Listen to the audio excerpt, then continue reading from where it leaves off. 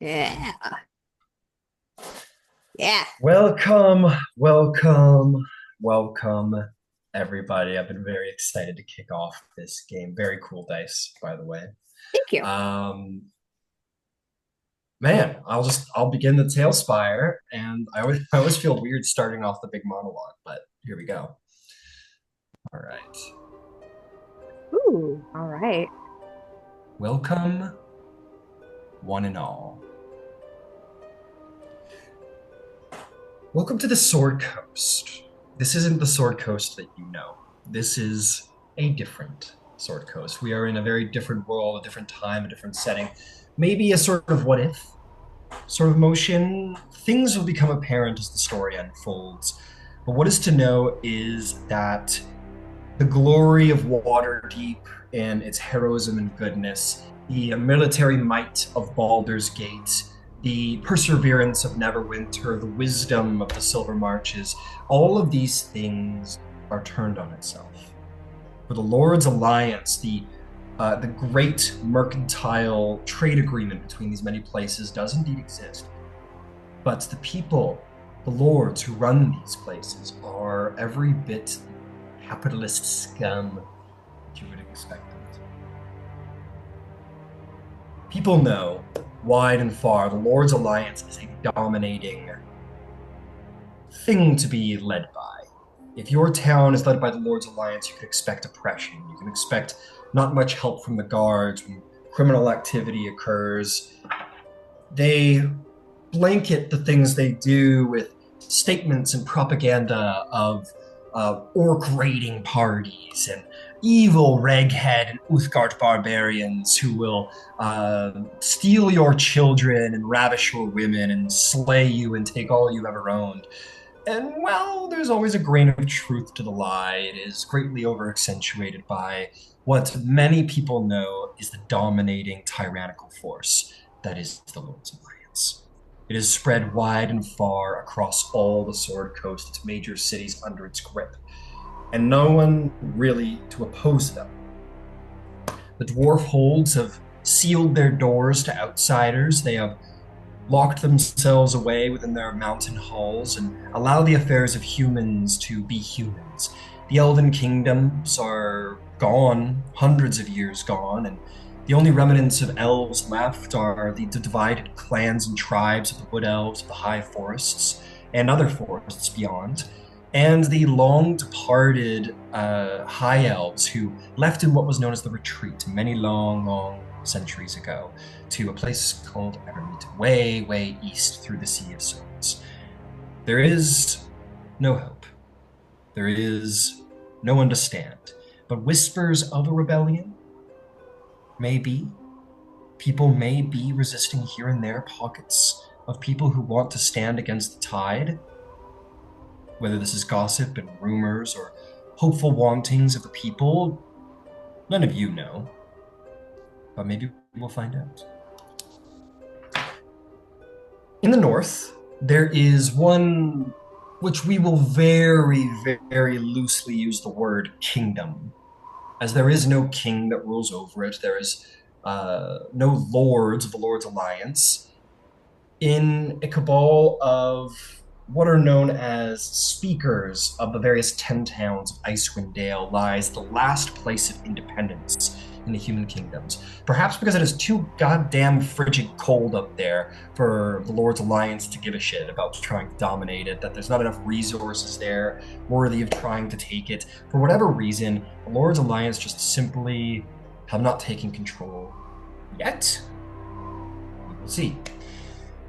And many people flock to this northern wasteland who just can't find a way to fit in with the Lord's Alliance sensibilities, whether it's a need to help people, whether it's a need to get away from oppression, whether it's that all your homes have been burned down and taken, whatever your fate is that has made you an undesirable in the Lord's Alliance eyes, it has led you here to the frozen wastes of Icewind Dales. The 10 towns live together in harmony. Dwarves are seen often. They all live under the shadow of the great mountain Kelvin's Cairn, where there's some mythological philosophical purpose behind it. Maybe we'll find out what that is. But the point is, 10 Towns seems to be doing okay. And for outcasts like you, it's the last place to go where the Lord's Alliance is not yet touched, as far as some or all of you know. You all will find your way up the road to the largest and most fortified central city of 10 Towns, known as Brinchander. Here is where one might find the most warmth and comfort in this frigid wasteland. Here, as the twilight sets, 5, maybe 6 if we're very lucky, adventurers are going to find their way through the gates. Some are already there, some are wandering up the road. We are going to find out as we come into our journey today. So, say bye-bye to the map, because maps are expensive, hard to come by, and difficult to make. So none of you have one. We're going to find our way to Brinchander, and we are going to see who we start with by the roll of a dice. So, as I think 2 of you will be together, I'm going to use the D4 to see who we come upon. Let's see here. We're going to put on Tundra. It is Town Day, and it is indeed growing to be later twilight in the day as you guys all finally make your way into the hospice of Brinchander. We start our journey with the player known as Dave by what is his name on Zoom, which I'm sure will change very soon. So, Dave, you may decide where your character is right now, if they're in a cozy tavern, if they're walking through the gates, if they're out on the long road. Wherever your character is, that is your decision. Please let us know what that is. And also, as you do so, please let us know what your character looks like as people walk by and take a look. Yeah. Shin will be coming through Shin. To enunciate a little better there. Shin will be coming through the gate with his rucksack slung over his shoulder. He is a tiefling of medium build with like a brownish pink, kind of like half grilled burger meat, fur covering most of his skin, and then longer reddish hair, worn down into a unkempt mohawk with a little goatee. He's got furry forearms wrapped up to keep the elements at bay. He's wearing humble robes that are stained with snow and dirt. And I guess he has a spear, so I guess he's walking on that thing. He's leaning on it and using it as a stave. Excellent. Man, Shin, and I'm going to be saying this a lot today just to really drive home the idea. It is cold. Holy fuck, was that journey cold. You and nobody else is going to be, yeah, there might be some leniency with a couple players here, but you are not prepared for the cold weather. Your outfit is it's kept you alive and whatever, but you're glad you got into Brinchander as you see some torchlight, some signs of heat here and there as you walk through the front gates, and see civilization for the first time in probably a couple days, maybe a week. It's worth noting that the only real way to travel safe, period, is to do so with a group. The single man on the road is, to be assaulted by bandits or marauders or wild animals, whatever. So chances are you've come in with maybe a trade caravan that all joins together for safety's sake, perhaps. Yep. You see to your left, there's a stables, and the caravan sort of comes in coldly, goes up to a nearby torch and kind of puts their hands up for warmth. You will have been given a berth by various individuals on the caravan, something that you're not probably unused to given your appearance. And but there's been a couple of kind souls there. One of the old timers there who is kind to you. He is just this old human guy, You probably feel bad for him. His cold's probably gone right to his bones, but he's gotten there. Um, he'll, you know, his name is Jarosco, his old man Jarosco, Roscoe. and he sort of pats you on the back. And he says, "Last word of advice, lad. If you're looking for some place to get a sleep, I think you'd be wanting to head to what's it called? The North Look. That's for types like you who wander around with spears and have youth to spend. So if you head that way, I think they'll take good care of you." Uh, okay, so my background started me with fine clothes. Can I give it to this guy since he's cold? If you, yeah, you wanted to give him like your noble clothing, then absolutely. Yeah, I Do you mean, have other clothes to wear? that's what I'm wearing. I got my Traveler's t-shirt from my clothes. monk pack. Okay, Um, cool, beautiful. Got yeah, traveler's just clothes or something. traveler's clothes. Yeah. Got it. You so So you take out and to be clear, like this is multi-purpose because this is a nice set of clothes, and even if you didn't want to wear them, you could sell them for a bit of coin. This is a generous gift, and you take them out and you hand them to him. He goes, uh, just, "Lad, this is far too kind. This is very fine work. I can't accept this." Meh. Uh, desire is the root of suffering. And I'm just gonna Yeah, walk off on that. Now you can keep that. yeah, he'll keep that. He's like, "Damn, I just got shown by some young whippersnapper. He just showed me up with wisdom." And you make your way away, and he will take that. And you know that that'll probably help support him at least for if he's smart a couple of weeks. That's very generous. Go ahead and take inspiration for being such a kind lad. You said his name was Drosco? That's right, old man Jarosco.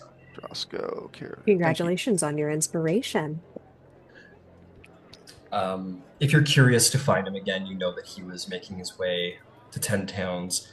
Much like many other people as a refugee, he has some family out here, is what he said. So he in Bryn Shander. So if you were to look for him again, you probably ask around. Okay. I think it's helpful to have a caravan leader that you know or someone in touch with one. So Yeah, absolutely. also it's for my notes. Nice, nice. All right. Yeah, you wander into the city to see what's what. Would you have a an inkling to go to the Northlook Tavern? Oh yeah, we got to get there. Like my feet are probably fucking. My feet are killing me. Freezing. Got to get there right now. Absolutely. As you walk down the street, you are going to see a couple of sights, but I'm going to reel over to another character because perhaps you might bump into one there. Who knows? Um, let's roll the dice and see who is the new favorite of the dice. Man, despite the odds, it seems that it's going to be not our pair, but it's going to be question mark, question mark, question mark. Steph, if you would like to describe to us where your character's coming from, perhaps they were in the same trade caravan who came in. Maybe you didn't talk much with this individual. Maybe you're somewhere in Brindishander. Maybe you're on your own. Where is your character? Where are they at? What are they doing? And more importantly, what do they look like? Muted on Zoom. How about that? Beauty. Good. Okay. My character's name is Lila Vinerunner. She is a satyr, a faun, I guess, because satyrs are the dudes. And she has been kind of following and huddling between the caravan, freezing her ass off. And upon seeing the caravan, she hadn't seen so many people at once. So she's a little bit chatty. She's a little bit bouncing around, trying to keep warm that way as well. She has long red hair, pair of bone earrings on her fawn ears, and wears simple adventure clothing. She has a waistskirt, which she's actually using as a regular scarf right now because she's cold. Excellent. Um, okay. This is the most people you've seen together. This caravan, which is fair. This is like a couple dozen people. who are all wrangled up. Maybe 100 million of them. Who's to say? But you realize how extreme that number must have been, considering as you walk through these iron gates into Bryn Shander, there are people living on top of people in houses of stone. And that's a good note, even for you, Shin, and anybody else who would be here. All the houses are mainly made of stone as opposed to wood. Some wood houses, but mostly stone.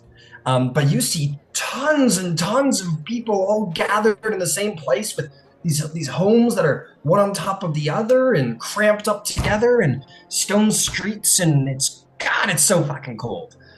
What do you do? Lila will kind of stop and look around because she's never seen buildings like this before. And she starts talking to herself, going, "Oh no, no, no, no, no, no! This is weird. What is this? I've never seen this before."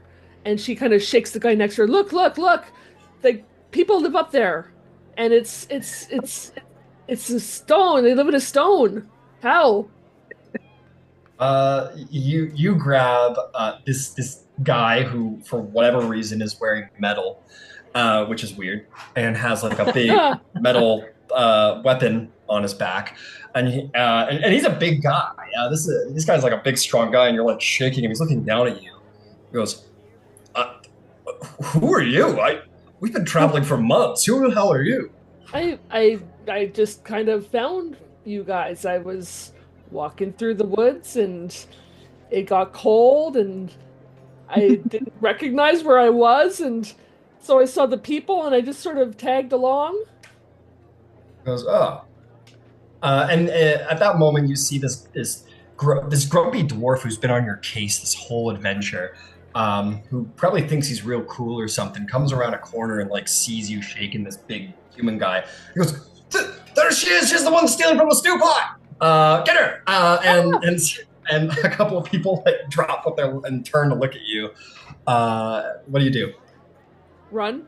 Fair enough. You disengage and run. For whatever reason, the big guy doesn't move to do anything, and you just kind of tear off into the city. And they're like, "Ah!" And then they give up really quickly. They don't chase very far. They're like, "Don't come back," kind of thing. And suddenly you find yourself running through the streets of this strange place. Let's see where you run into.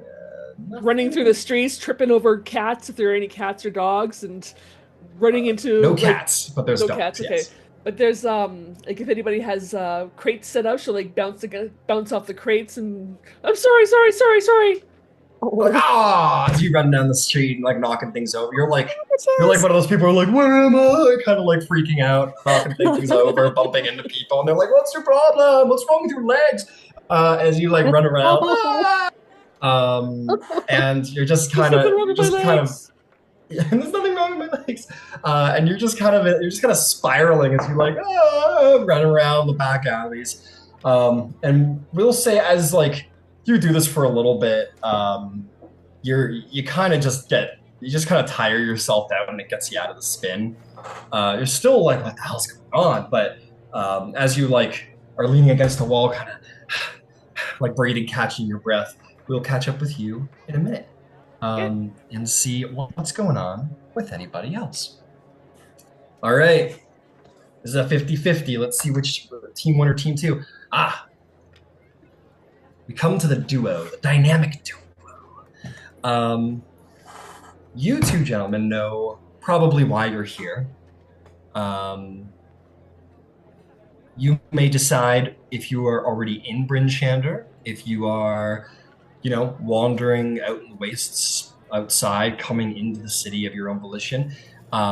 You two, given your background, I am going to be generous and give you access to cold weather clothing up front. So you two may add that. Well, I'll say add that to your inventory. You can add it as opposed to exchange it. So you are the two exclusive members of this crew who are going to be prepared for the north. What would you two be doing? I'm gonna choose which person I'm gonna pick on first for appearances, though. So let's start with appearances, and then we'll figure out what you're doing. Nathan, would you like to describe what your character looks like first? Sure. So Arkosh is an orc. Is a sort of dark, sort of like braided hair and a beard, but that kind of is probably the where the normalcy ends. His eyes have this kind of almost unnatural necrotic green glow, and his complexion is like, I mean, he's still green, but there's a kind of slightly sort of dark tinge to his face. And despite being an orc, which would normally you'd expect to kind of be quite sort of well built, he is very gaunt. And in like the cold, like the bitter cold of Icewind Dale, where most people, when they like breathe this vapor, his breath just isn't. He's just as cold. And contrary to kind of the mini, I don't want to have that just kind of there. There is like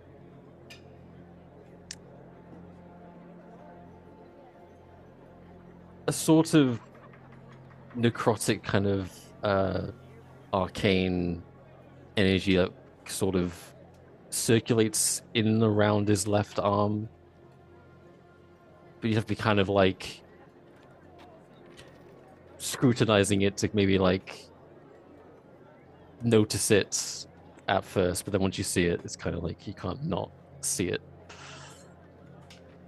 Excellent, excellent. And your companion, AC, would you like to describe what your character looks like? Certainly. Crash is built like a D1 first recruitment, first line defender with a hairline as sharp as his axe. He has very bright, healthy, clear green skin, a full beard, and he wears a scowl that doesn't seem to quite fit his face yet. You know, his cheekbones hasn't really, they haven't really bent into, you know, the anger that he's currently showing. It's definitely a new expression for him, but it's one he's carrying very truly.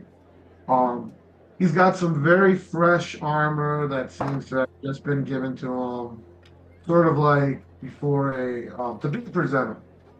It seems that wherever he wore this armor was more for presentation purposes than like fucking weight, you know what I mean? But even then, it still has, you know, some wolves to represent his Frostfang clan.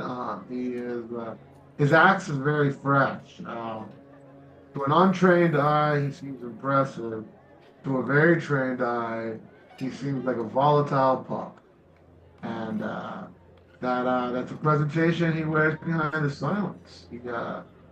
Since it's since we have cold weather here, that's probably represented in a sort of a dire wolf cloak that he has. Like he's wearing it hooded up right now, but it's mostly fresh, and he stands to be on guard. He always lets Arkosh stand like two. I want to say a couple, like just a few steps in front of him. Yeah, just it seems to be a comfortable position for him, even though he's always in the front. With absolute respect, why don't we say that these are just simply wolf pelts for now? And if you do indeed slay a dire wolf, then you may proudly bear your trophy on your. I just fucking like. I just throw dire every time I mention fantasy. Yeah, that's all right. That's all right. I wanna give you that, but also we are level 1 at the end of the day. Absolutely. So, and I will mention races as you guys continue on, because, you know, we want to be good people and all that. But here, where survival is difficult, you can sometimes tell through stereotypes how to survive when encountering certain peoples, as you two might be evident of that. Shin, would you like, just as we're circling back, Shin, would you like to say what people would identify what you look like racially? Shin is a tiefling. He has one horn broken, one horn not. And he very much has the look of a demonic creature. So, like, you could not mistake him for anything else. Got it. And as I'm sure all of you know, people in society don't usually take well to demonic people, thus perhaps the coldness from the caravan. Yes. Fae are a little less well known, so that will be a little more uncertain in society with all of yourselves. And these two gentlemen, if I'm not mistaken, as you guys, where are you at? What are you doing? Where do we find you? Have you been in Bryn Shander for long? You coming in now? What's going on? One more descriptor.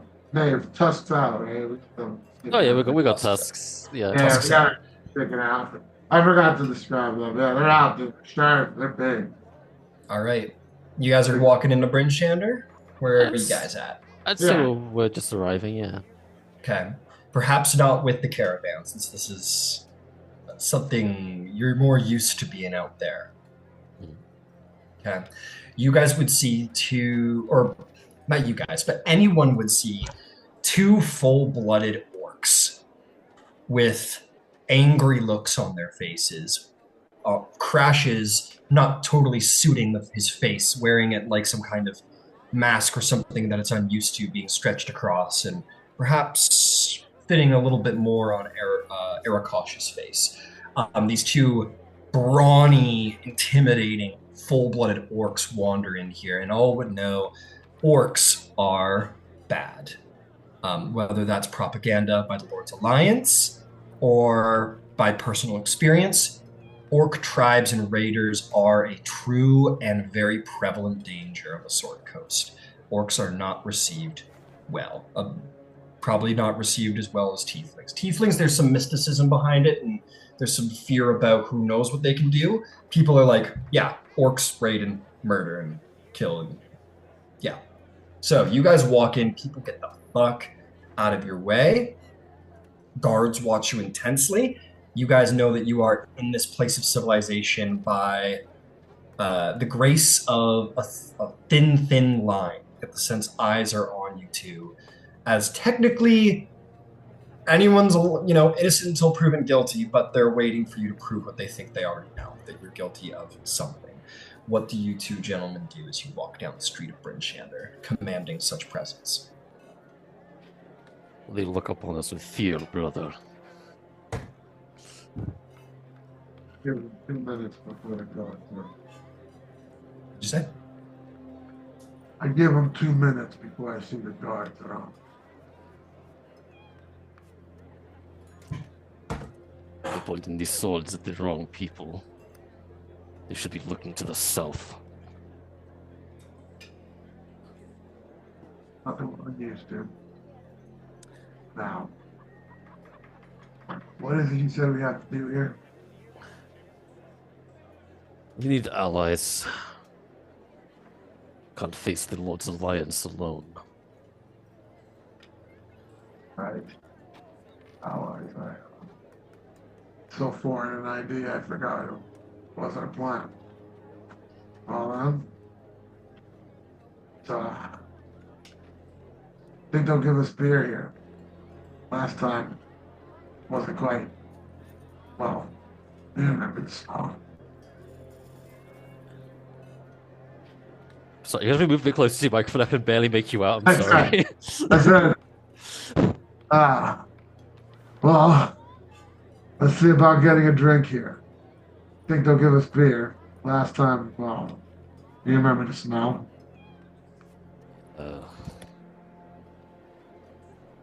Well, let's find one that will comfortably tolerate our presence. I'll get ready for the piss regardless. What they drink tastes like it anyways. And Crash will probably start a little bit boldly walking.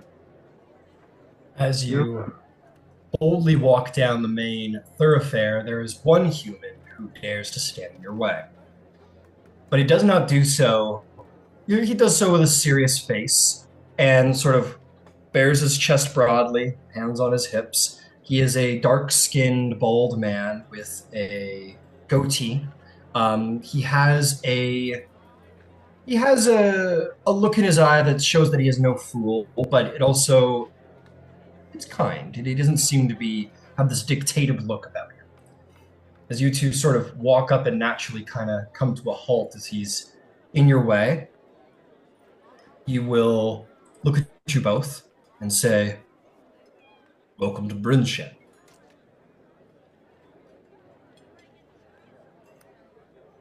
Who might you boys be?"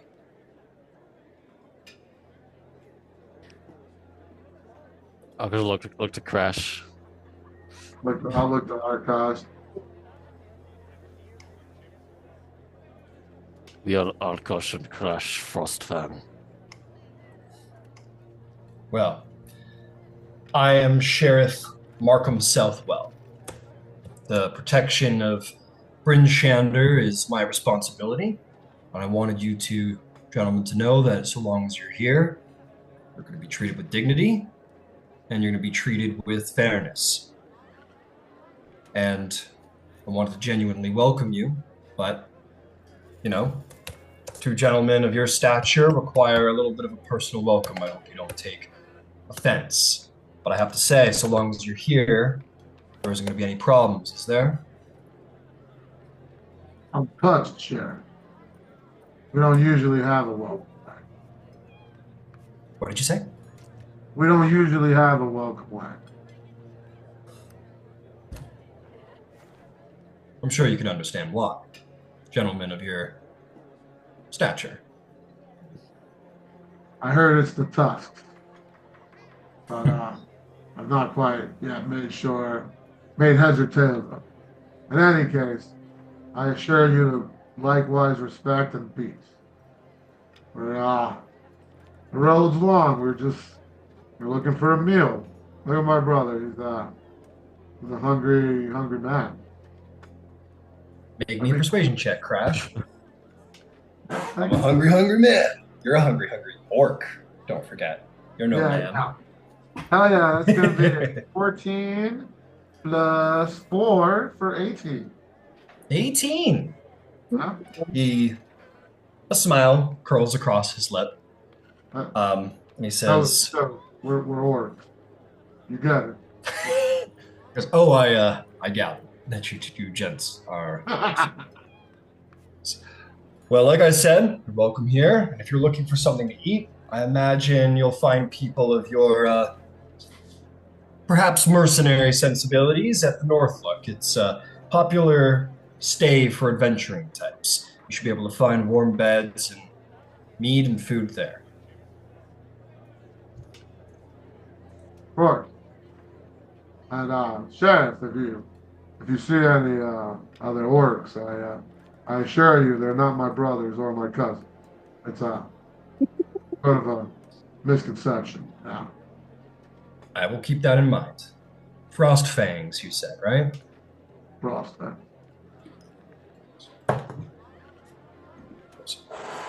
I thought I heard. Never mind. Anyway, welcome to Bryn Shander, and if you need anything, you just seek me out, all right? Have a good rest of your night. Oh. He'll nod to you, and he will move on his way. And as you look around at the people, they kind of go from doing this with their shovels to, kind of maybe nervously looking over their shoulder, but they go back to work. It seems that, the sheriff, having interacted with you positively and leaving, has seemed to have left a good impression on people around. And they begin to treat you with a little less tension.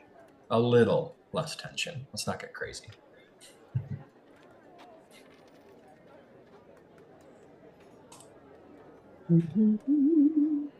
All right. Pardon my guest. I have my familiar handy here. Speaking of which, let's circle around to our final person in stark contrast to the hulking orc barbarians coming through the gates. Who do we see? What would people see? And where are you at right now? Our last and final character. I believe that my character would be making her way towards the tavern, if only because she heard it was a lovely place. But the person that you shall see on her way to the tavern is, funny enough, a high elf in higher heels. Here is a very well-dressed woman who definitely is wearing the kinds of things that you would expect someone of high station. She is wearing a cloak, but it is certainly not warm enough for Icewind Dale. It is a beautiful, unadorned black cloak, plain wool. But beneath, she is a very broad-shouldered, tall woman wearing navy blue with these beautiful sigils of moons and stars upon her, gilt gold detailing upon her tunic. This is someone wearing her noble clothes in public. But she is, Incredible. Oh, but please she is continue. a very much a high elf, and she looks quite like you might imagine a high elf looks the textbook, except she is freckle-faced, despite the pretty golden skin. She is blue of eye, and her hair is the long flowing reddish brown of a sun elf. Excellent. So we have the devil walking down the street. We have orc barbarians walking down the street. We have a strange fairy book character walking down the street. And then we have Galadriel walking down the street. But not perhaps with as much grace as one might expect. You know what? I'll take that back. Elves are born with natural grace. This people turn their heads as you walk down the street. Let me ask you, how long have you been in town for? Do you think you've been in town long or recently? Within the last few days. Okay, so still fairly recently. People definitely turn their heads to look at you, and you look around at these. As you do, kind of, it's cold out. Kind of, hold yourself close for warmth, or don't, your choice. But you walk with the grace of the high elves. You bear the appearance of the high elves. Your cheeks don't go red, nor the tip of your nose red and flush with the cold wind, only just the most delicate of pink, as is your elven sensibility. You walk with this starlit mantle of noble clothes, and despite the fact that you're wearing high heels, your feet still do push deep through the snow, and it is still difficult to walk, except for through the shoveled pathways. Somehow you manage to make walking in deep snow and high heels possible, if not good. And you it's the draw 16 dexterity. It's the 16 dexterity. You draw undoubtedly the attention of anyone you walk down the street, like they have just seen an angel walk down the street. Perhaps the attention feels very good. Perhaps that's all up to you. Now, you know of a couple places in town, but you're thinking of heading to this Northlook Inn. Maybe you haven't been there yet, but you heard that there's sort of boisterous, adventurous people there. Interesting people are my favorite kind of people. Now, the only addition to my ensemble is that over my shoulders there sits a fuzzy feline, a calico cat, rests on her shoulders, and it's my familiar. But it is a calico cat with big, gigantic golden eyes. I was holding her just a moment ago, in fact. But as she is wandering down the street, her hair gathered back out of her face in a ponytail, the cat on her shoulders just bap, bap, bap at her hair. Very unserious. But most people probably don't notice until they get close that there is a cat on her. She wanders down the street, looking everything up and down. She's curious, she's excited, but whatever the closest spectacle to her is the thing that she pauses to look upon, whether it's a satyr lost in the city, wondering at all the wonders of living in the big city, people living in houses of stone, the two orcs who have been abruptly stopped by the sheriff and interrogated on their purpose, or the lone tiefling who gave away very expensive clothes to an old man who did not have as much as he. What is the closest person to me? Let's find out. With the roll of the dice, you are making your way to the tavern, as you do, and I think drawing your attention most is as you're walking down sort of the main street, maybe watching these sort of, they're not beneath you. No. They're younger and they definitely hold less grace, and that has nothing to do with them. And as they work away at their short-lived lives, and you find yourself catching a glimpse down an alley as you, I think, would be the one of the few, if not only, people who would recognize fawn when you see one. It has been some time since you've come into contact with the Fey creatures, but you see one looking rather sort of tired and dizzied and overwhelmed down a nearby alley. Well, then that's who I believe I will make my approach to. Jupe, I'm coming to hold your hand. You are muted. Give me 1 second. The dogs are being taken out. All right. No worries. Okay. Well, I'll tell you what, we'll still have that interaction, but on the way there, just in case we need a minute to figure that out, let's see if there's any cool places you run into in the meantime. Okay. For me. Oh, never mind. We're good. Yep. Can you hear the dog? No. Okay, I hear good. everything in the background. All right. Lila feels her hand being touched, and she immediately jumps around and goes to one of these. Oh, no, it's quite all right. I mean no harm. Hello. Are you lost? Are you all right? I am so lost. Like, you have no idea how lost I don't know where is this? We're in Icewind Dale. Have you just gotten here? Yes, I've never heard of this before. It's cold. I've never been yes. so cold. I lift the cat off of my shoulder and I hand you warm, fuzzy creature to hug and hold. This Are is you Bramble. sure? Well, of course, this is Bramble. She's my familiar. Please hug her for warmth. She's quite sweet. And as you gather the cat close to you, she purrs very loudly. Oh my gosh, this is the greatest thing ever. It's weird though, because all the cats that you have met, Layla, have wings. So this is kind of a weird looking one. Yeah. And for you, Erica, as you're looking at your cat sort of like purring as it's being like hugged, it's like in there and it's like looking at you with this like, how dare you make me do this look.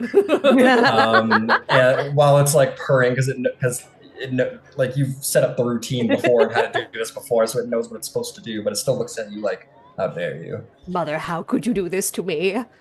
Yes. Not again, mother. Were you on your way to the tavern? What's a tavern? Oh, it's another name for it would be a public house or a pub.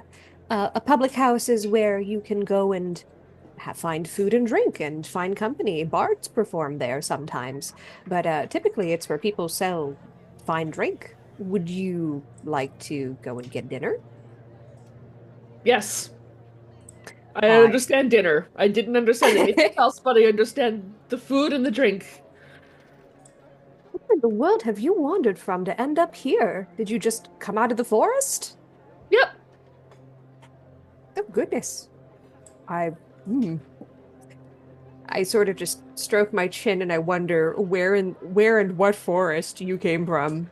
But how tall is your character, would you say? She is. Let's just take a look at that. To give you an idea, with the high heels on, this woman is like 6 feet tall.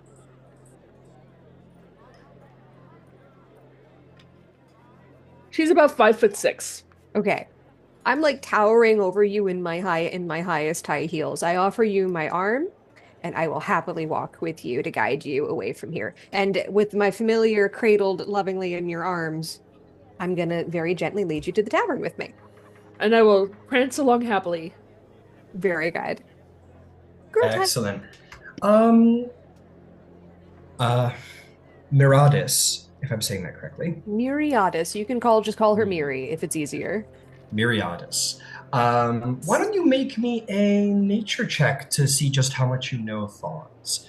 Layla, I think that's not a hard check. You know elves, and I think this is the first thing you've seen that seems homely to you, like seems home-like to you, and is maybe a sanctuary in this weird place. I got a natural 20 on my first roll. That sounds really good. That is pretty decent. It's the first nat 20 of the game. Okay. Well done. You know a great deal of fauns and satyrs. They are revelrous creatures who usually roam in what are known as revels. They wander and basically drink and party and dance and make love and have a generally good time in the forest. And they are creatures of the Fae. They are not usual to be seen as like they're not usually seen solitarily, so unusual. But you've run into a fair few. Very good. The one downside rolling a nat 20 is this is a cracked D20 that was originally a liquid core and it was full of glitter. Now, every time I roll and it hits like a high number, it puts glitter all over my desk. So the downside of the nat 20 is I have glitter everywhere. You are now cursed with eternal glitter. Cursed. It's the fairy curse of eternal glitter. That's fine. It's craft herpes. I will never be rid of it ever. That's fine though. I'm all right with glitter. If I might ask, what's your name or what can I call you? Oh, you can call me Lila. Very good. Well, you can call me Miri if that's easier for you. Miri. Elf names are very long. I like that. Miri. Very good. And what's this little guy's name? Snuggle.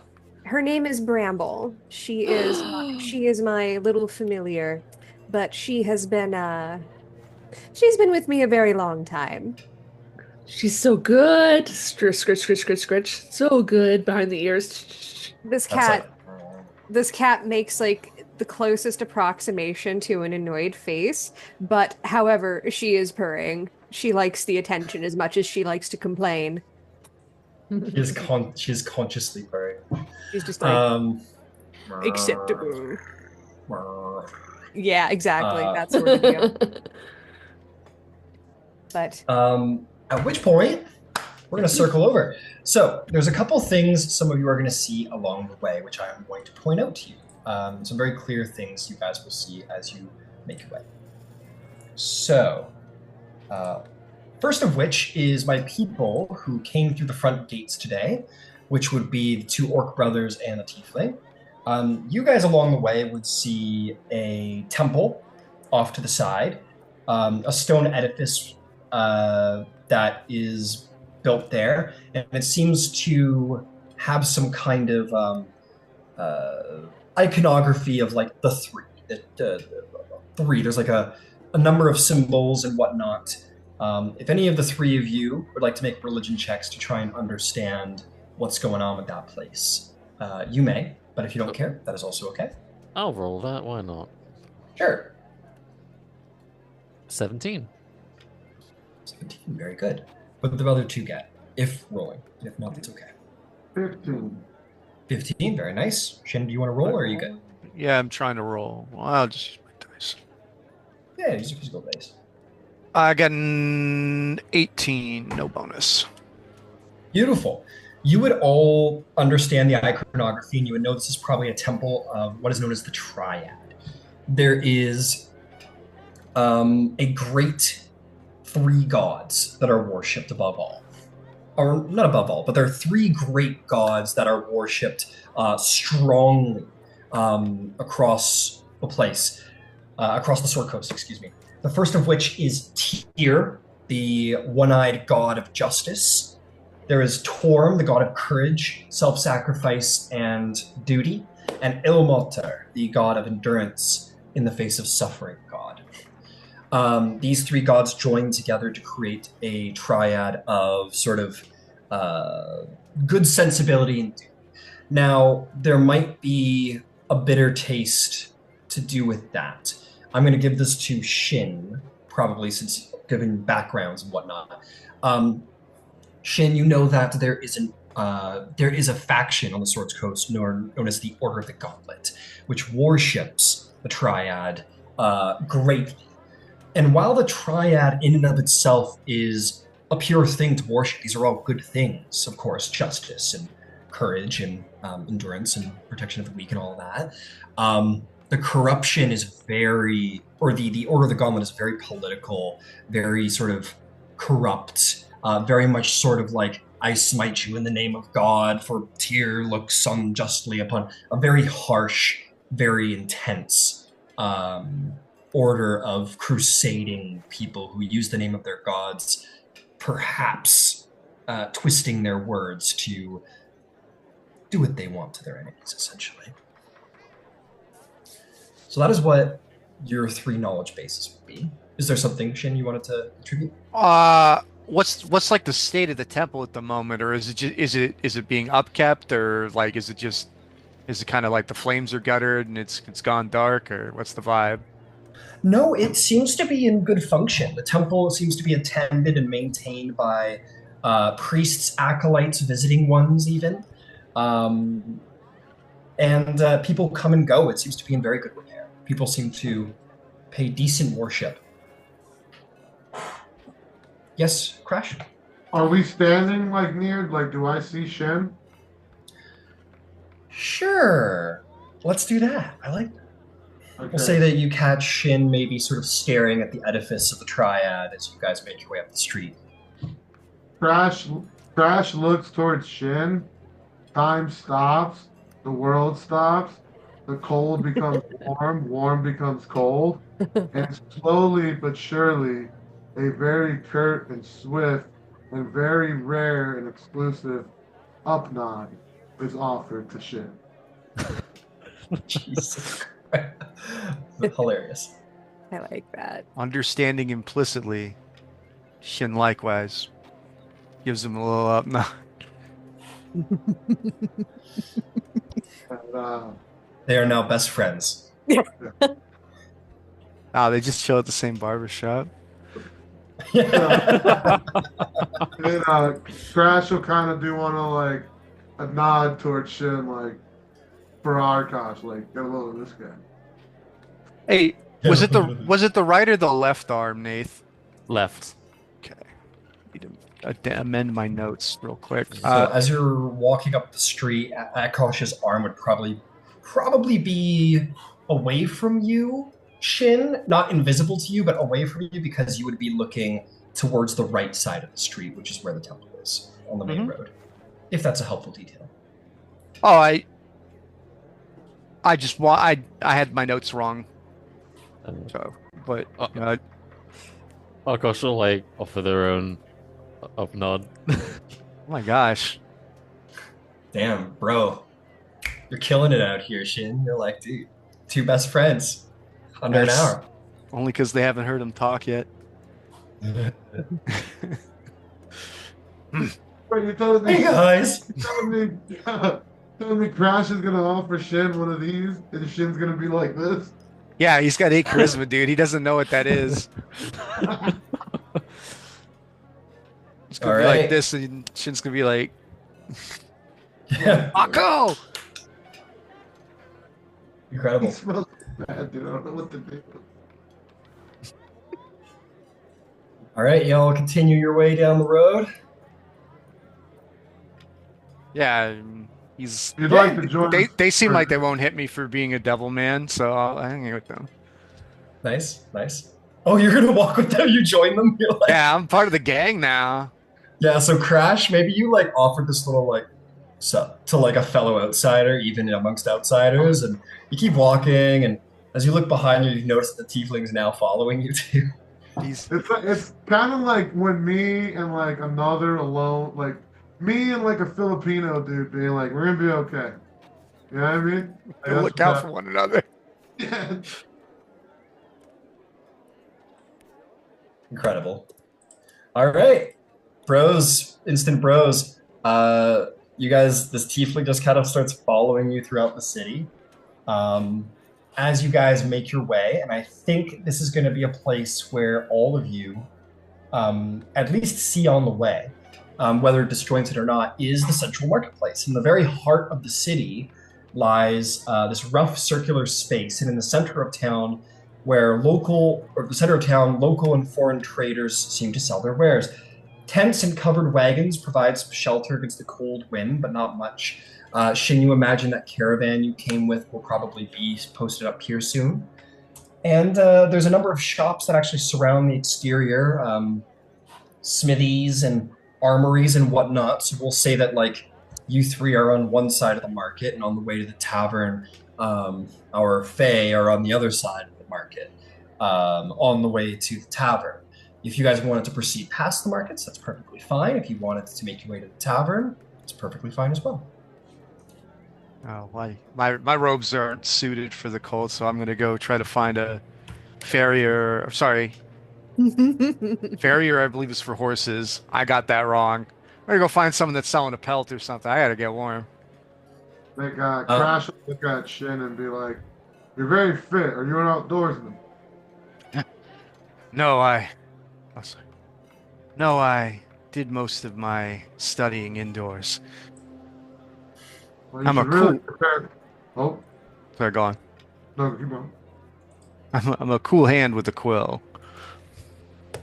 Well, you should really cover yourself up. It's cold. Cold will kill you. My father taught me that. Suffering can be purifying. What?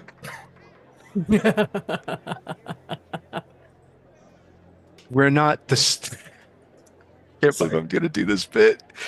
We're not disturbed by the things we encounter, but by the notions we form towards them. And I'm gonna clap him on the shoulder and like try to go find some fur. You leave going, Shin. You leave going like, yeah, that was smooth as fuck, dude. Make me a performance check, Shin. To Oh see my god. how well that goes over. That's not gonna go. -1, 16. 16. Yeah. Yeah, Crash. He just drops some fucking wisdom on you and fucks off. You're like, God, like This Crash. dude's cool. You're on the edge of psychic damage. You're like, God, like, cause you're not from a place of magnificent wisdom, and you're like, what the fuck? he just slapped you with some wisdom and walked off. Absolutely. Like Crash is looking at his pelt like if it's like a drug that he's dependent on right now. And then like, yeah.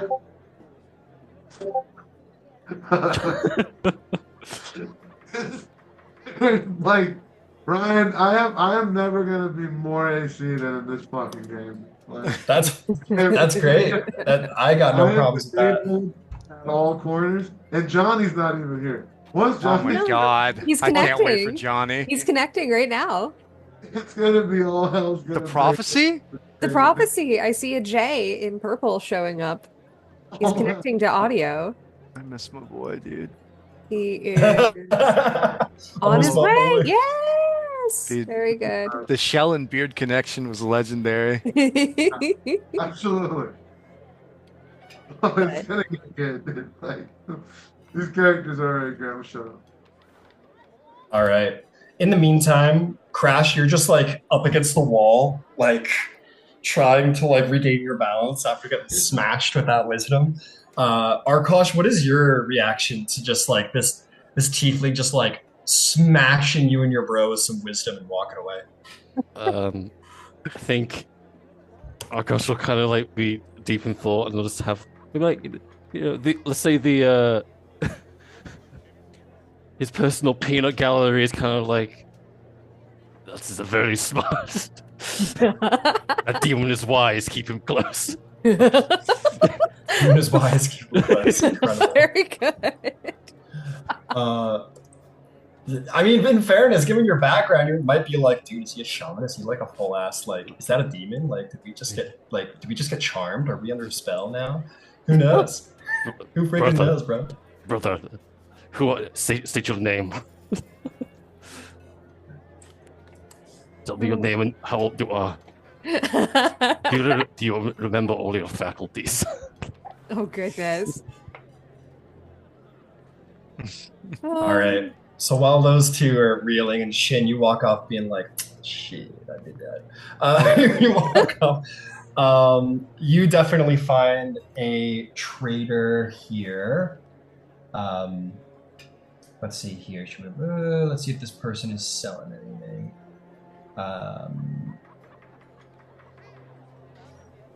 Okay. No, okay, she doesn't. You find this one guy who is definitely saying like, cold weather furs, purchase your cold weather furs, yeah, don't let the frost nip you. You make your way over, Shin. Absolutely. He goes, welcome, sir. Welcome. You probably need something for the cold, don't you, sir? Don't you? Need is a strong word. I would like something for the cold. Oh, my apologies, sir. Don't curse me. Yes, all right. Let's get you set up. How about these 10 gold pieces, and this clothing can be yours, and the cold will not harm you. Uh, hmm. Comes with a fur-lined hat, hood, goggles to keep the snow from your eyes, fur-lined leather boots and gloves. They were very good purchase necessary for out here. You'll find no better price. I see. Are you sure? Make a persuasion or intimidation check, your choice. I'm not gonna. We're not intimidating. You coming? Okay. Because you. It is a 9 on what is intended to be a persuasion check, but he's an idiot, so. He goes. He goes. No, I'm sorry, sir. Sorry. Don't hurt me. Eight gold. 8 gold. Oh, 8 gold. That is truly the best price you will find in these markets. I guarantee you. I'm barely making money at that point. Oh, 10 it is then. Oh, I'm not sure. Drive a hard bargain. Okay. Yeah. Sure. Absolutely, sir. All right. And he slides I'm gonna over. Yep. Go I ahead. need a second because I can't find on my sheet where it says what money I have. If you scroll to the top of your inventory, it should be in the Top top of the right corner. inventory. Right. It should be the top right, the little like number and a little gold piece. Oh, okay. Wow, I got bag for days. Very nice. Yeah. Congratulations. You are now the proud owner of cold weather clothing. You may add that to your inventory and find your way on your way. Excellent. We're going to come around to our missing sixth in just a moment, as I'm going to say that our orc friends continue on to the tavern, perhaps, and Shin, now properly equipped, maybe you continue on as well. Can come back later. Excellent. Now for our two Fey ladies off on probably the other end of the market. Did you guys want to just continue past the market to the tavern, or is there something around here you wanted to look for? I'm going to offer my arm out to Layla and be like, you've been freezing your tail off, haven't you? Oh, yes. I wonder, so I'm going to say this out of character though, Jupe. She's a fawn. Is her bottom half fuzzy? Yes. Okay. I'm going to ask, well, I would imagine even you would like some wraps for your legs or something. It's cold even for the horses here. And she's kind of looks at you suspiciously. Well, have you never seen leg warmers before? No? Oh, we're taking you shopping. Shopping? Exchanging goods and services. Bartering. Oh. Okay. Here, come with me. And I'm gonna just carefully guide her towards the market, and I'm gonna say, now be careful not to touch anything that you shouldn't touch, because everyone here might be a little testy if you take something without asking. Why? It's just right there. Well, there are rules that you have to follow when you are in a city of stone. Why? Because the guards will become very angry with you. Guards? You know those men wearing the metal shirts and so forth who were carrying the big metal sticks? Oh, yes, the metal men. Well, those men are paid in sometimes gold or sometimes in food and lodging for their services to, and I spread my hands and I indicate the entirety of the city, to this town. They keep everything. The best way to explain it to you. in your part of the forest, are there people in your family who keep watch and so forth in case of predators and so forth in the woods? Of course, of course, of course. That's their job, but they're making sure that people don't attack each other because sometimes strangers have tempers when it's this cold outside. I Why know. would they do that? Oh, sometimes people are just mean-spirited about the cold or other things that are beyond their control, and the only thing they can really do about it is take it out on other people. It's quite unfortunate. She's gobsmacked. But that's why we don't touch things without asking people, because some people might be particularly testy about it. And Oh, but also, some people work very hard to make these wonderful things, and they deserve to be, traded fairly for their livelihoods. Don't you imagine? yes. Oh, yes. Absolutely not. She's just like, yes, I get it. Very good. It must be very strange compared to where you're from. Whereabouts are you from? Above the table question. Are there like names of places in the Feywild, or is it just Yeah, absolutely. okay? Um, that would be up to you. Probably, well, you revels travel a lot. Your revel would travel a lot, so it would probably have a name like the Revel of, and then you could throw something on there, and that could Okay. be a Fey word, or maybe like a god that they pray to, because there is gods Yep. worship in the Feywild. Whatever you want. Say Perfect. Dionysus, so I can always have a little bit of Greek mythology in every game. Okay, I'll do that. It's the Revel Well, of it was a joke mostly, but Dionysus. sure. We'll do it. We'll do it. It's funny. And like my character's eyebrows just go up and up and up, like, oh, I see. You can make a Yes. religion check if you want me to. We'll say Miri until I get it. Until I get it right. It's easier to say Miri. You may just call her Miri, but yes. I like the full Elven name, so. We are looking at an 8 plus. What is my religion? 8 So it's a little plus higher. 8 plus 4. Some foreign fey figure, god, some kind. No one that you've ever encountered. No name you've ever encountered. I very politely nod along because I don't want to upset my new friend. Your new And, friend is looking at all these things in the market and just holding the cat so she's not touching anything, and The just cat is very enamored with happy all to the be things. squished. The cat is very happy to be squished. Some cats just like to be compressed that way. But Okay. I'm gonna head over to where now I don't know that Shin is there, but I'm going to go to the same vendor because he's selling cold weather gear, and that's what I'm looking for the both of us.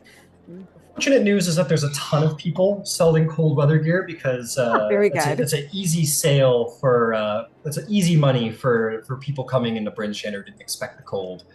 So there's a number of people. This old man is like, cold weather gear, yeah, oh, cold weather gear, yes, furs and goggles and such, yes, just the same that the dwarves use when they mine, yes. To peer around for whomever seems to be selling something of the best quality. Okay, make me an investigation check. You got it. I'm gonna use my my special little blue die for my investigation check, but I do. There's a 19. Oh boy. Plus 4. All right, Yeah. you wander around and look for the best possible price, and you're gonna find it, or the best possible quality is what you said, which is excellent. You find this really large trade house, probably the largest, in fact, that has a market square facing large storefront, like storehouse doors open entrance. Many visitors walk through and view an assortment of very fine goods. You've been here a couple of days, and a person of your station would probably shop here. It's probably the only place that is half decent to what you're used to, but certainly the place to purchase the finest goods in all of 10 towns, perhaps. Very good.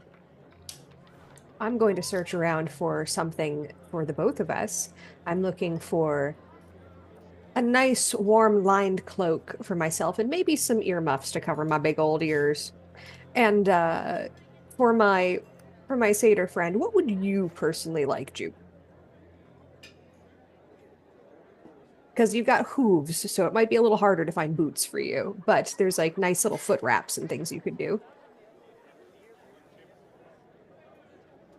You are muted. Oh, Okay, she'll go around and point at some things, and I like those.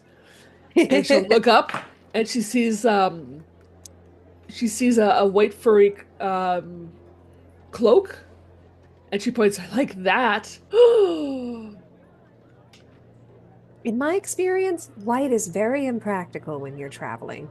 It Oh, stains very easily, especially if you take it to dinner. You hear a voice. This is a soft but masculine voice. Speak in Elvish, and will say, "But in the north, it keeps you disguised against the snow."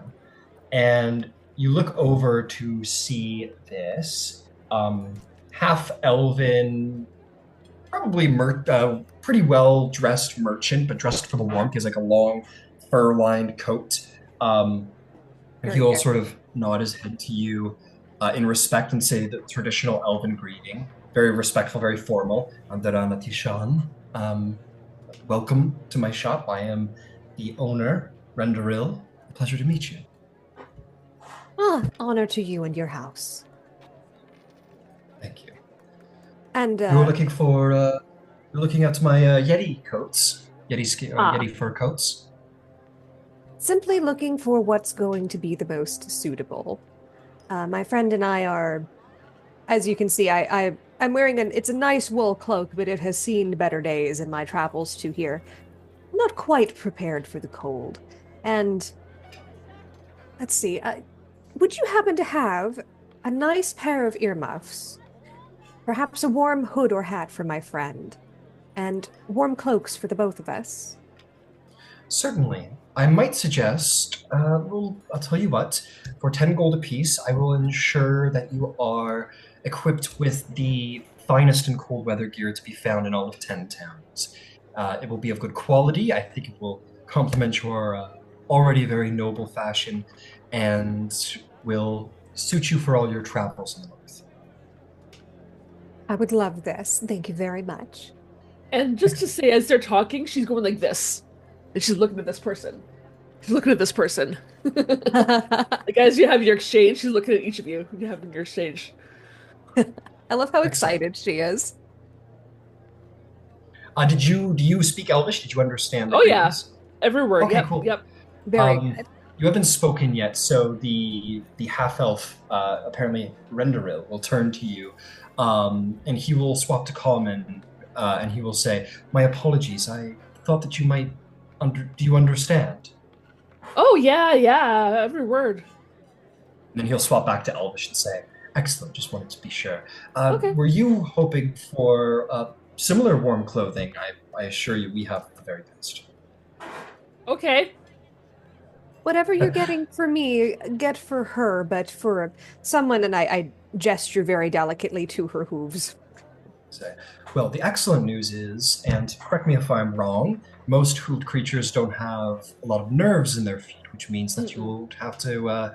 won't have to be purchasing the thick leather boots usually required. But I think I'll have something great for your legs. Right this way.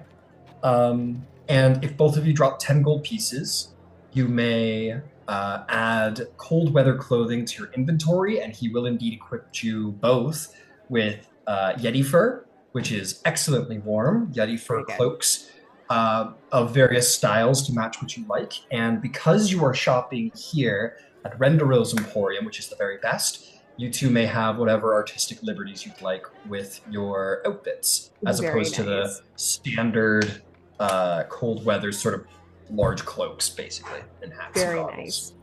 We're fashionable. Exactly. Very good. So as you guys are equipped and perhaps heading to the tavern to get a warm meal, we are Yes. going to swap to our sixth player who has decided to join us. Welcome, welcome. So, Me, the man emerging from the day from hell. oh, I'm sorry to hear that, but we're glad to have you with us on perhaps a little levity. Um, so, as we start off, I'll give you the short form recap of sort of the intro to the campaign.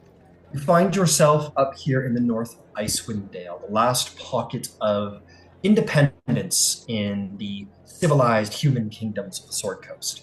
It is here that the outsiders find themselves in a place where they're beyond the grasp of the Lord's Alliance for the most part.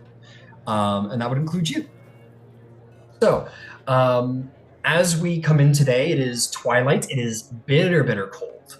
But you find yourself here. Do us a favor and tell us where you're at, what you're doing, whether that's traveling up the road to be here, or maybe you've been here for a couple days and are already inside the city. Whatever your preference is, and more importantly, let us know what a person might see as they look upon you. I would believe that a native of Icewind Dale probably has been here more than a couple times, but this man in particular does not partake too much in society. If anybody looks upon him, it is a lumbering mass of clumsy, dilapidated, and withered flesh, something of akin to an old man who just can't keep enough material in his body to stay alive. And cloaked in gray, but underneath the, let's say, shabby cloths or lots of furs, a rickety looking stick used more as a third leg than a staff, and a long, wispy, almost falling out beard. And it's somebody that looks like it's almost painful to stand up, shuffling through the streets. Okay. Are you largely so? I'm because you're a native. I'm going to give you the same benefit as our two orc friends. You may take cold weather clothing right off the bat. You may just add those to your inventory. Maybe swap them out with whatever clothing that you're wearing, since this is what you're accustomed to. And fantastic. Are you mostly covered? Like, would people be able to detect what you are racially? I think people would have a good understanding if a 10-foot beanpole kind of walked in the door, but face obscured and largely kind of hiding himself away from both the cold and, eyes. Understood. With all respect, I'm probably gonna knock you down to 9 feet because 10 foot is definitely encroaching on large creature size. If that's all right with you. That works for me. All right, 9 foot is still, as I'm sure you can imagine, magnificently imposing. So this sort of haunched, kind of weak-looking creature is hobbling through the streets of Icewind Dale, but regardless of the seeming weakness it walks with, is really, really big. And is probably quite surprising to witness. Have you been here for a while in Bryn Shander, or are you just been here recently? Recently, sporadically, visiting the town more for supplies than socialization, and then getting out of Dodge. Understood. Now, you've been traveling out there for some time, and my gods, is it cold. As you come through the North Gate, you are perhaps very pleased to look to your right and see what looks to be a Warm Hearth Tavern. Somewhere to just put a little warmth back into your bones, maybe get some food, maybe some drink if you're into that, before setting off again into the cold to continue on to the marketplace, if that's your preference. Warmth is a good motivator to walk into situations that you probably wouldn't otherwise. So, it's a cold day, and those furs are matted with dirt at this point. So any attempt at warmth is going to be taken. Fantastic. You look over to this warm inn, you decide it's for you quite rightly, and make your way inside. You will be delighted to enter into the inn known as the Northlook. Just gonna wheel on over there as people are gonna start dropping in. Let me do some adjusting of what our sounds are here, because we're entering into a nice little tavern. How quaint. The mood in here is a relief as you step out from the cold and into the almost invisible wall of hearth warmth. I'm going to start dropping minis in a second here, but many people, rowdy and maybe dangerous looking, are staying here. Adventurers, mercenaries, all here in this tap room. You see that there is this old veteran-looking man, a human with scratches and scars across his scruffy-looking face. There's various barmaids making their way around the tavern, serving ales. This place is definitely a wonderful reprieve from the ice-wind cold that you haven't felt in some time. It is probably a deep relief to feel such intense warmth all around you in that moment.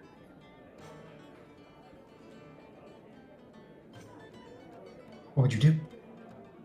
First thing is, I guess, survey the surroundings and move to the easily hidden in corner that every tavern seems to have, despite being 9 feet tall and probably sticking out like a sore thumb. Got to do your best to look like the furniture.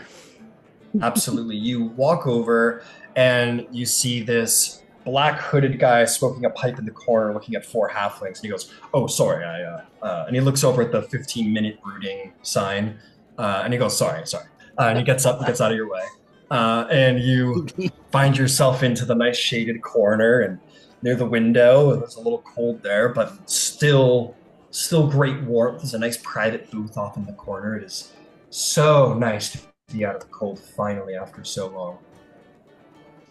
It is a long, empty table that you find yourself at. What a reprieve.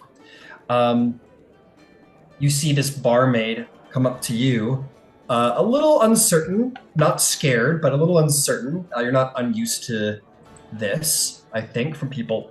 She says, "Well, what can I get for you? Sir?" This Fearbold pulls off his hood to look at this barmaid, and in the most rickety of common, either racked by a new language or just the sheer anxiety of being perceived, I would anything warm would be wonderful, is all he can muster out. Understood. She smiles, and your excuse the phrase, but your sort of lameness, your weakness kind of frankly gives her comfort for your great stature. And so she smiles warmly, and she says, "Of course, right away, something for the warmth. Let me get you a meal and an ale to warm up your bones." The Fearbolg nods and bows in as much respect as he can, despite looking, almost like a corpse, I suppose. Got it. And she will happily wander away. As you look around, you are going to see some people into the bar, some unusual folk into the bar, as the place is filling up here at around the end of the workday. You see people who are not quite as tall as you, but still as imposing, if not more. You see the last thing you expected to see in a place like this, 2 full-blooded orcs walk through the front door, in which we're going to pan the camera over around to these 2 gentlemen. Frostfang brothers. You walk into this inn, most of the attention, like the songs don't stop or anything. It doesn't like, and everyone looks at you and draws blades. It's not like that. But you draw a decent amount of attention as you walk in. Nobody was expecting gentlemen of your stature to walk in today. What do you do? So as Crash leans into Arkosh, huh, no blades. Not even a crossbow.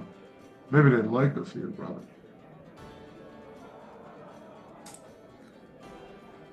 Well then, how about we get a drink?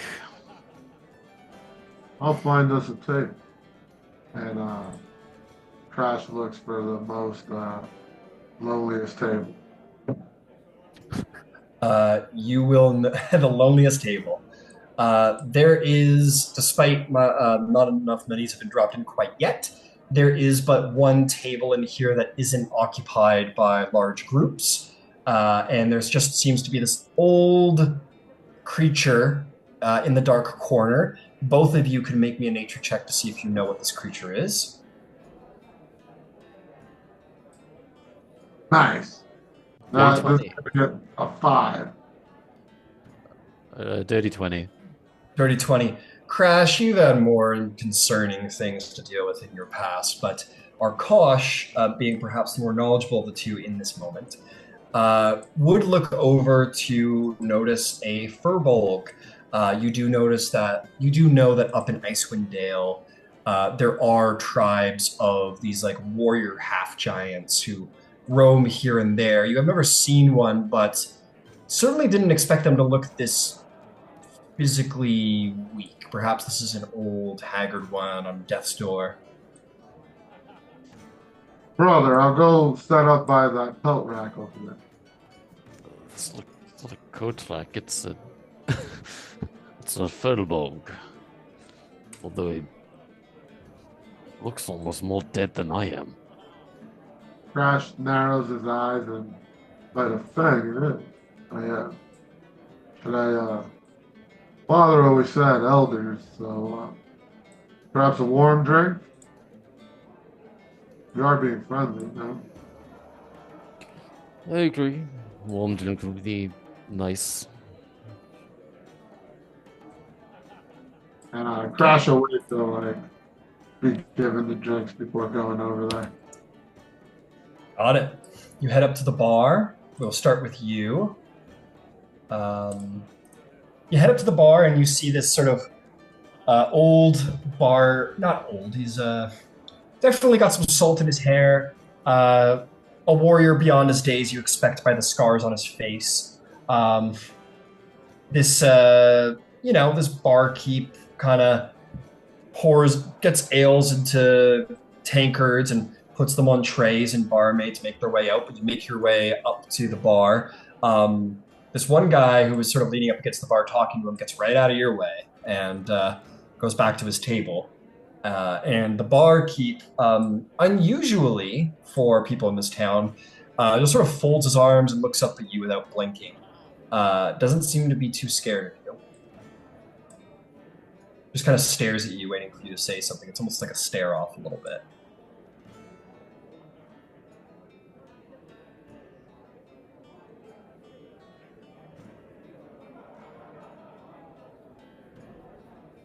Brother?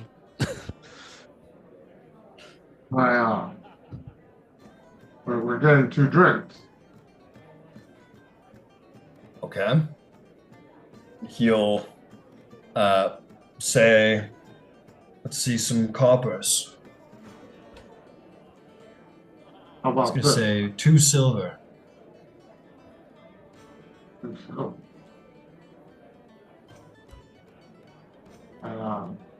is that like, would that price make sense to Crash again? Do you think your character would know if that price makes sense?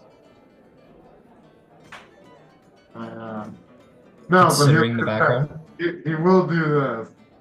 Assuming. I'll tell you what, make an insight check to see if he's kind of pushing you a bit. Fuck! It's a nat 20. What a waste. A nat 20. You definitely sense that he's not scared of you and in fact bitter of you. Maybe he doesn't want you here if you don't have the coin, so he's upcharging. What's our starting money, by the way, Ryan? I don't think I had it on my sheet. I have none. Just add the standard starting equipment that would come from your background. Okay, so that'd be 10 gold, right? That's usually what It's unique to each character and their background. You're gonna have to Oh, sort that out on your sheet. alright.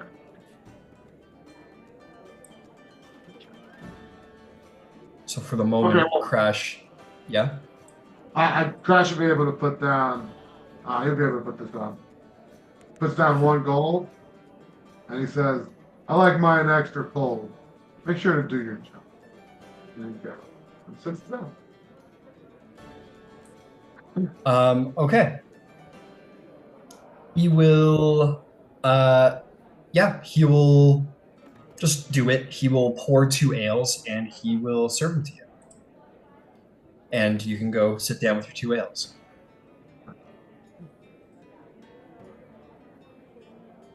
Akash will kind of like stare at his drink for a little while and then just like take a decently sized gulp, and there's just no reaction. Just looks a bit like disappointed, if anything. Definitely as like Crash sits down, sort of like cautiously to the person at the corner, he would be like, they gave me an extra. I'd look into it before drinking. They tend to serve mine with a little extra house specials. Oh no. Serve one. That's terrible. Okay. You guys sit down next to the old coat rack, as you put it. Yeah. At this point, as these 2 big orcs sit down at the table, are you guys sitting? There's 8 seats to the table, and the Bolg is closest to the wall. Where are you 2 sitting?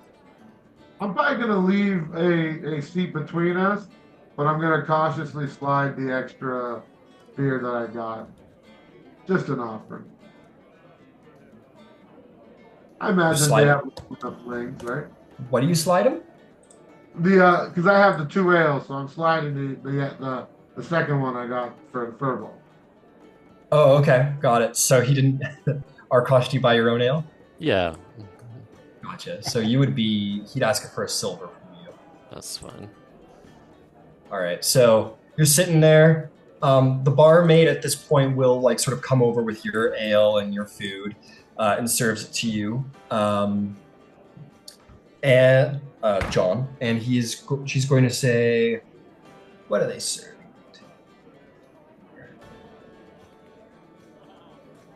She's going to say, "That'll be 5 silver."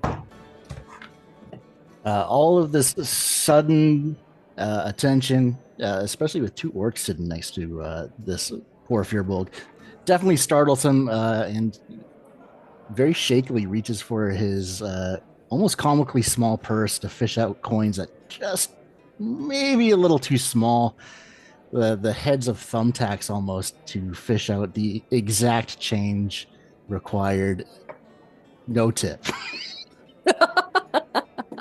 She kind of frowns at the no tip and kind of puts it away and kind of almost with a small huff and kind of walks away. And at that point, the 2 orcs sit down and she kind of makes herself scarce real quick.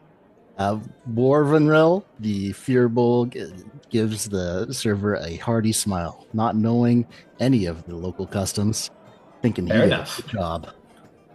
Absolutely. Fair enough. The biggest of the 2 orcs slides you one of his 2 ales.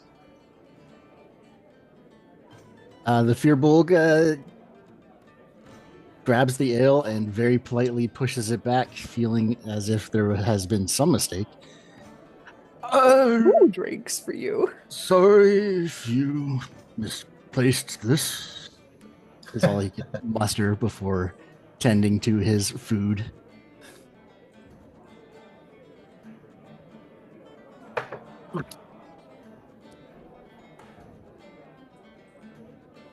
Okay, so Crash will just lift his beard and say, Crash.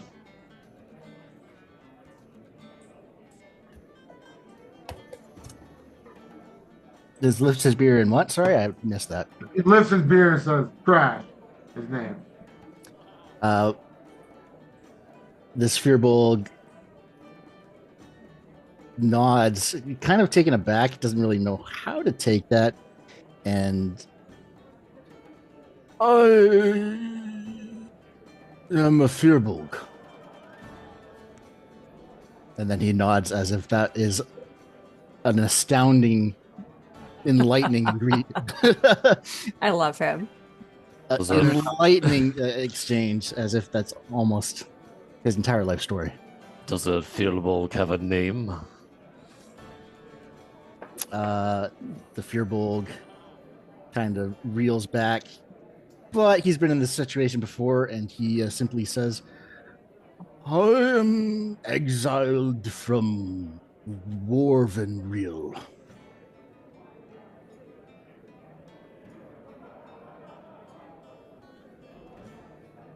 I guess I'll just call you Worven. I am Alkosh. It is nice to meet orcs. For now. Well,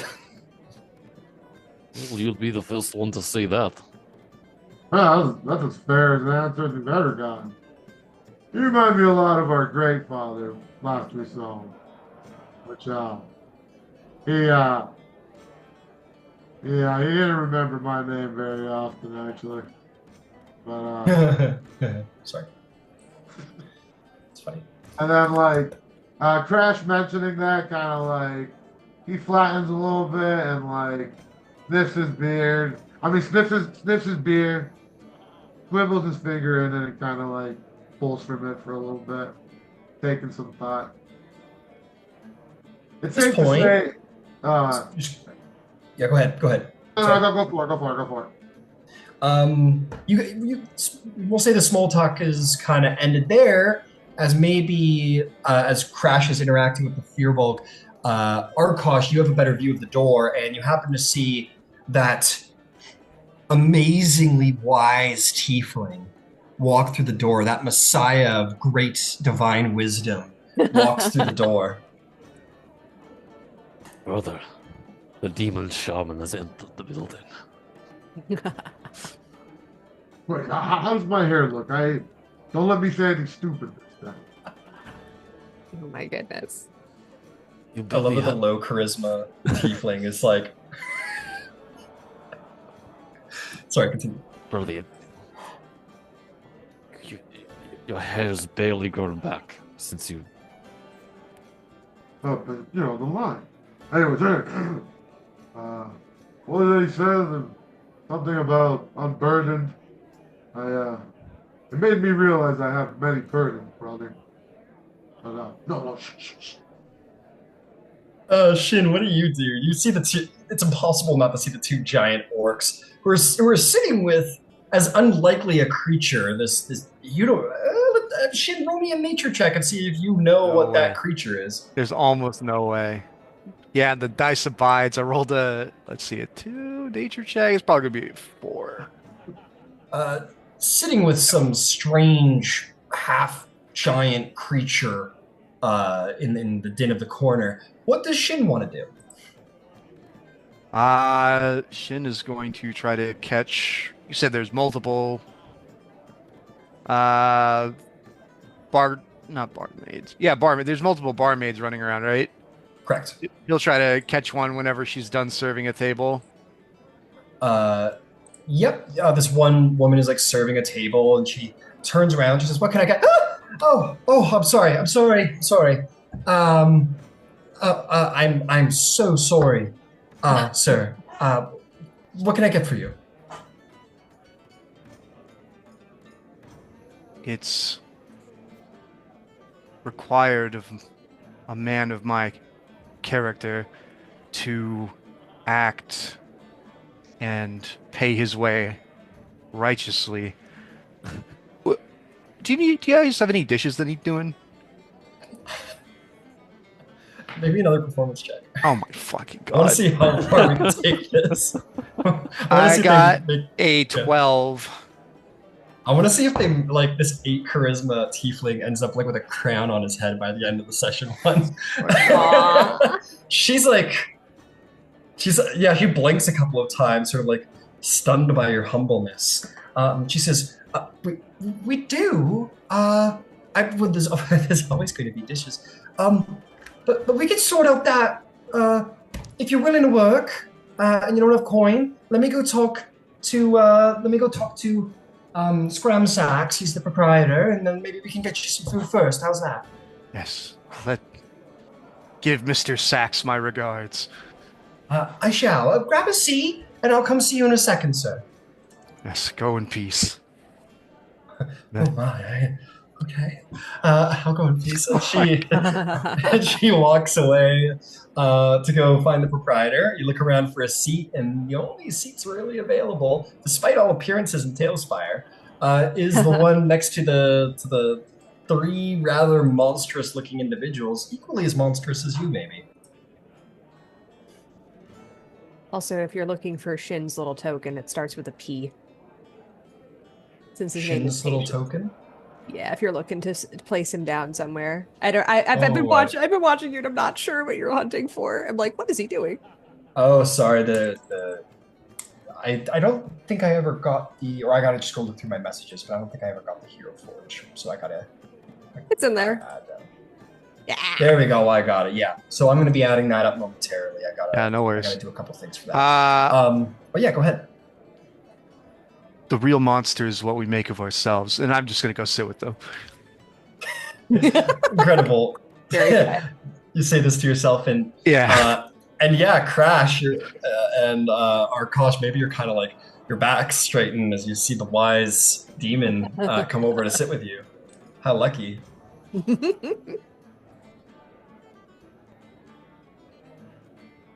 I'm not good at this.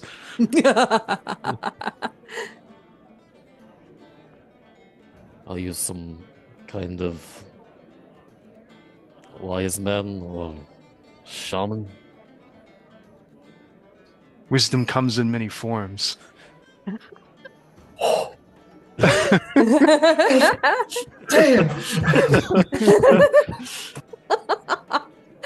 All the priests in the town immediately retire.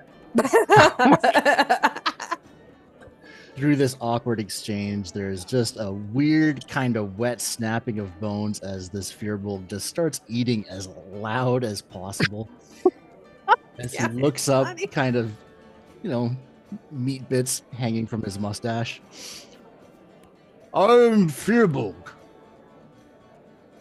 from Dwarvenville. Wonderful to meet you, Mr. Bolg.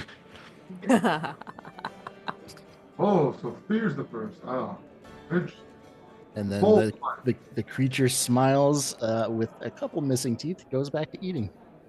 I'll write down that he is Mr. Bolg real quick. Got it.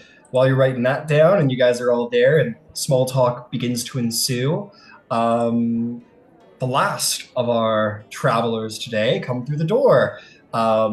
Much less monstrous than the last 4 people to walk through the door is this stunning 6-foot-tall high elf, a creature of majesty none would expect to find in such a cold, desolate place, and a fantastical fawn come through the door, which draws equal number of eyes, but again, in a much more positive light.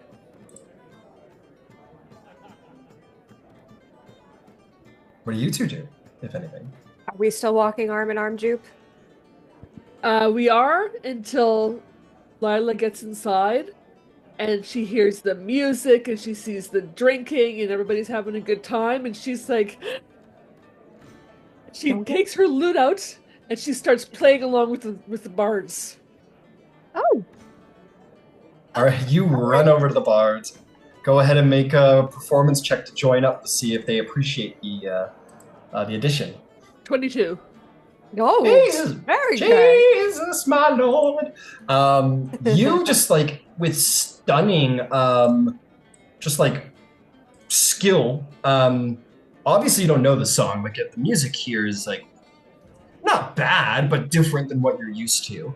And you pick up on the tones immediately, and you kind of sort of begin to like jam essentially with them, and they're kind of like, oh, okay, like sure, and they just kind of start playing with you, and the song transforms into this like uppity jam that kind of immediately begins to elevate the tone in the room, and people kind of maybe some people start applauding or sort of clapping along with the music as you guys kind of play together, and you immediately have found yourself with musical friends. Oh, and I'm dancing while I'm playing it as well.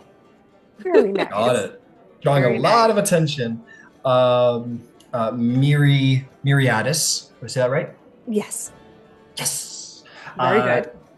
You're stunned to see your friends suddenly make fast friends with the other musicians, and in but a short minute raise the morale of the entire bar. You're a little alone though. What do you do? I'm going to, as I intended to, whether she was with me or not, I'm going to head towards the bar, and I am going to ask about dinner and drinks for the both of us. Drinks. Absolutely. You make your way over to the bar. You see this sort of gruff. I think he's got like a short beard, enough so that like when he smiles or makes a facial expression, his mustache goes along with it. You see this gentleman, some cuts on his face. He's clearly some kind of old warrior, or middle-aged warrior, I should say. And he looks over at you and says, "Oh, he's a little taken aback by your appearance. Again, not in a bad way." And he goes, "Well, welcome to my tavern. Sorry, you'll have to excuse me. We don't usually get clients like you in my bar. I don't know why I'm going on. What could I get for you?" Well, I was going to get drinks and dinner for myself and my friend, although she's helped herself to performing with your bards. Would you mind getting us both a nice hot apple cider? Alcoholic or not, does not matter to me. And whatever is our soup of the day. Yeah, he's like, I'm giving it to you here. I know, good job. And he kind of like looks at you and he goes, "I'll see what I can do." Even if it's just the stew on the fire, that is fine with me. Something hot to keep the chill away. We have plenty of that. Grab a seat. I'm sure there's.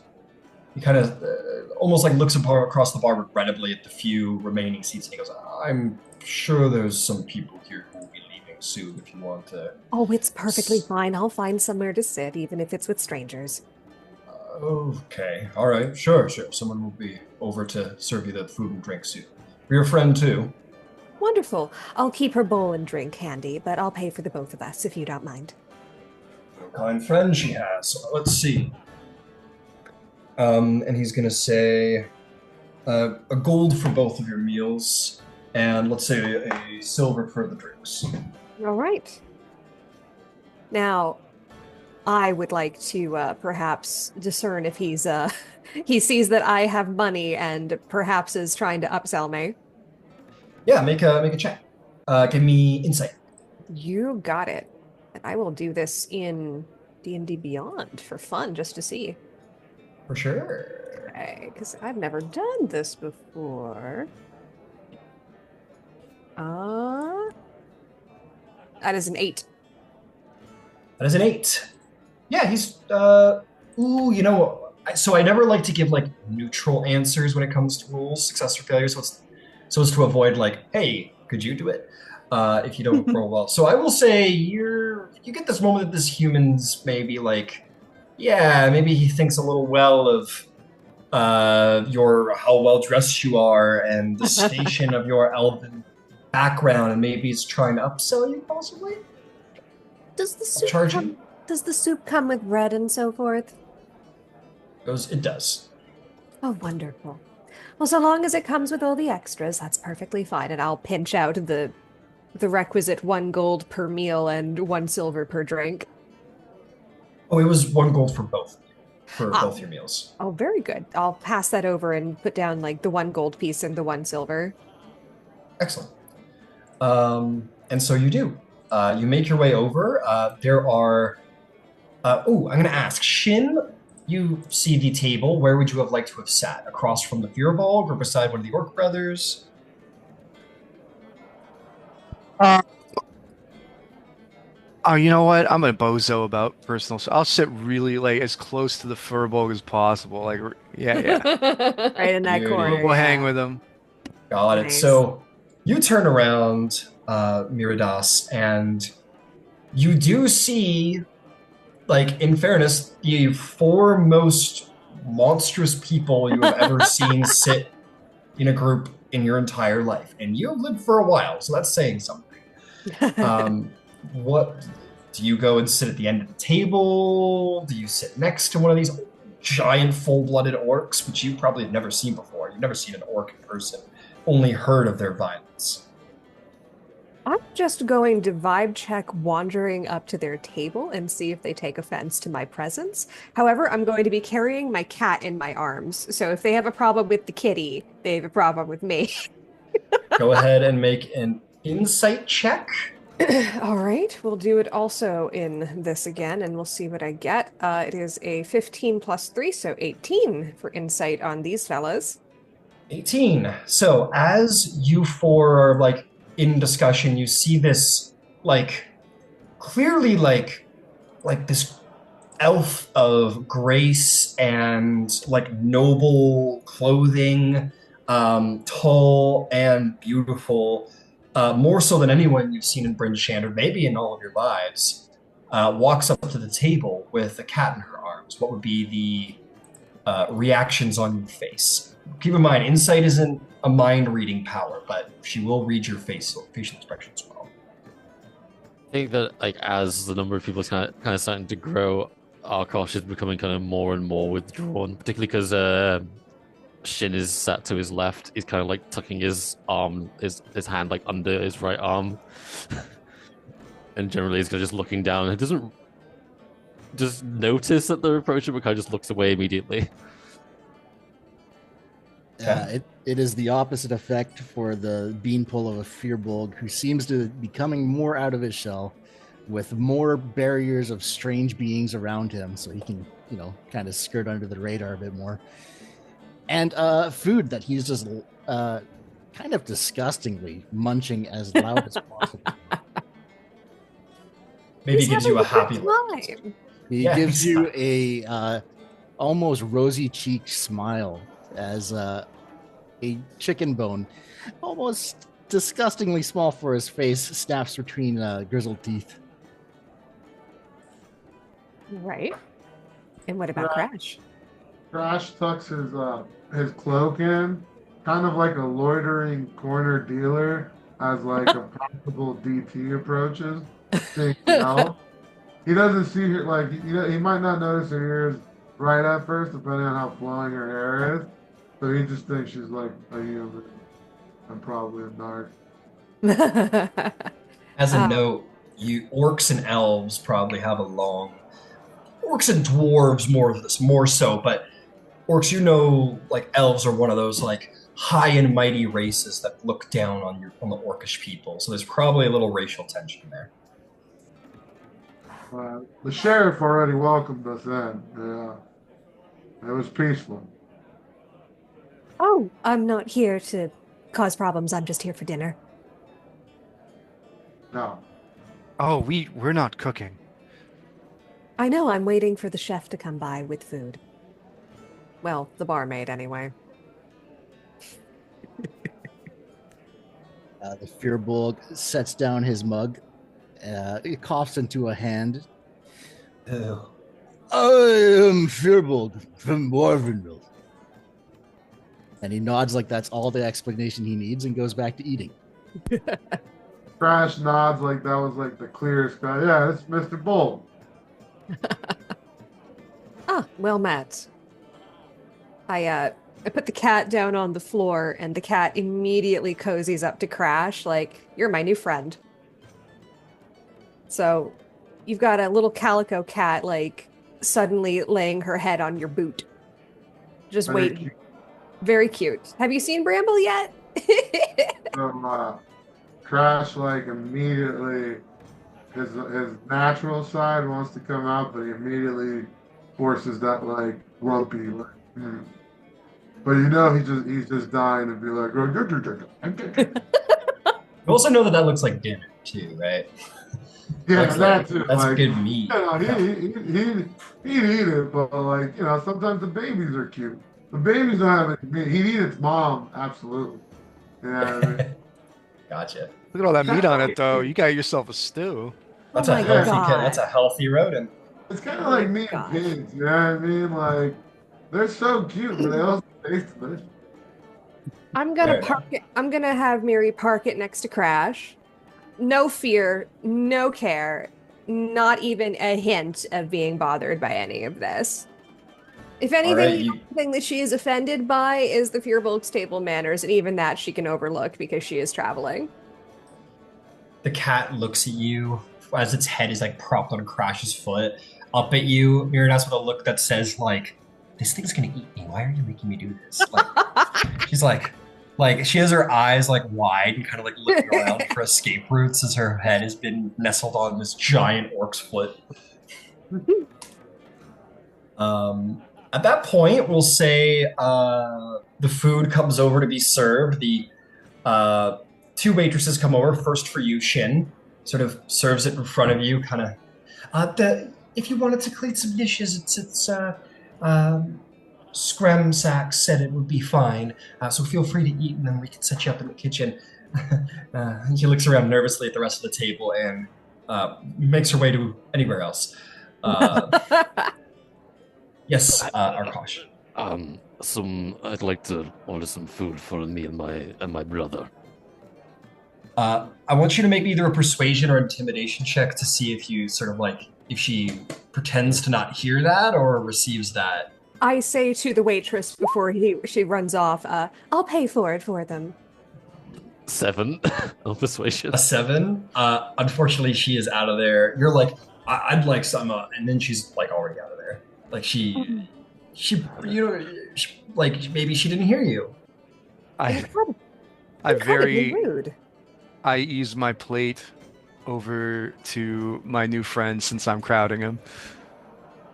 Sorry, my new disciple since I'm crowding him. Yeah, it happens. It's usually the tusk or green skin. And, No reason to be so rude about dinner. You're a paying customer. Hey, well, What did Shin get? yeah, what's this platter we got? Yeah, let me pull out my my D&D themed cookbook over here and let's see what you guys are having. I think I already know what they're serving you tonight because it's a warm, hearty meal here. Very simply, it's got to be. Well, I'll tell you what. We'll have all the meals on the table before I show you what it is. As the next one comes, this waitress comes over with 2 bowls of the stew and 2 ales in hand for yourself, Myriad. Oh my God, I want to get it right. You can just call her Miri. Myriadis. There you go. Got it. I want to get it right because I'm going to have to get it right with some people in this campaign eventually. So that is, these are served kindly, to you, very graciously served. Here you go, and I got is there anything else you need? At which point, Layla, you have done a great job with the song and got like, oh, like good job, well done. Like here you go. Oh, here, yeah, take a handful of silver, and you can take like 7 silver, we'll say, as the bards kind of like let you take some of their tips Really nice. from their hat, and you make your way over to the table just in time for dinner. At which point, I will show you what you are served. My book's falling apart, unfortunately, which is a terrible. She goes over the travesty. table like. Hopefully, it won't go away. Prince, But that's what you're Prince. served. I wave her over and I indicate her bowl and her drink so that she can sit across from me and enjoy her food. And Or- was Shin served food yet, or was he still waiting for food, or was it Arkosh? I'm giving was food served. to Arkosh. Oh, okay, but you give your bowl to Arkosh. Gotcha. But just so you all know, you are all served flagons of frothing ale. Unfortunately, it is not cider. That's It all right. doesn't. With wooden bowls of like a very hot, hearty stew, fresh off of the fire. It is full of vegetables, carrots, potatoes. They even well, that's it. We're not going to go so fancy as herbs, but it also just has like a really nice, tender boiled meat inside of the stew. Venison. Yay! Perhaps venison. You're not sure exactly which meat it might be, but it's good. It's got onions, potatoes, very hearty, very good for this kind of weather. Okay, Lila's With gonna notice bread. that Lila notices that Shin does not have food, and she's already eaten that day. So she goes, "Are you hungry? I've eaten. What does that have to do with me? Are you hungry?" I don't partake in eating the flesh of animals. Okay. You, your loss. And Arkosh kind of well, like the way in which Arkosh kind of like eats this is like just kind of grabs like I don't know, like do this like a spoon or something, and just kind of shovels it in, and doesn't seem to in any way actually savor the meal. Yeah, the two orc boys just oh, and the furball too, just devour this like it's their last meal, probably. I make sure that Shin has my bread. If I'm like, well, if you're not going to eat the soup, at least have something. You guys are really bad at eating, huh? Oh, I'm the best at eating. I just look at you very perplexed, like, what? The Fearbulg licks his chops one more time and smiles and says, "Thank you," and reaches over and grabs the bread. Oh my gosh. Nice. Do with his nasty hands? Yeah. Oh That's God. perfect. You guys have been here for a minute, enjoying the hearth, the warmth. The sun has definitely gone out outside quite a while ago, and you find yourselves having quick and fun company with the people at your table. A rather unusual bunch: four monstrous creatures, a mythical creature from storybooks, and a noble high elf, sort of finding themselves enjoying a meal together. How interesting! You're going to notice the door hasn't opened in a while, but the door suddenly opens as the cold wind breezes through. They close it behind them, and you're going to see three stocky figures bundled in uh, cold weather garb, excuse me, stumble through the tavern doors. They have horseshoes slung over their backs and ice picks fastened to their belts. They are short and have thick beards, and as they take off their hoods and take off their gloves, you're going to notice that they are frostbitten dwarves. Some of them are missing like the tips of their ears. One's missing his nose. Oh. Like they look like they've been through the hell of Icewind Dale and back, and they have grim looks on their faces as if something has gone wrong. But before we continue to indulge in what is going on there, let's take a break. Let's take a 15-minute break, and when we come back, we will see what is next for this band of unlikelies. All right. Catch you guys in 15. Catch you guys in about 15.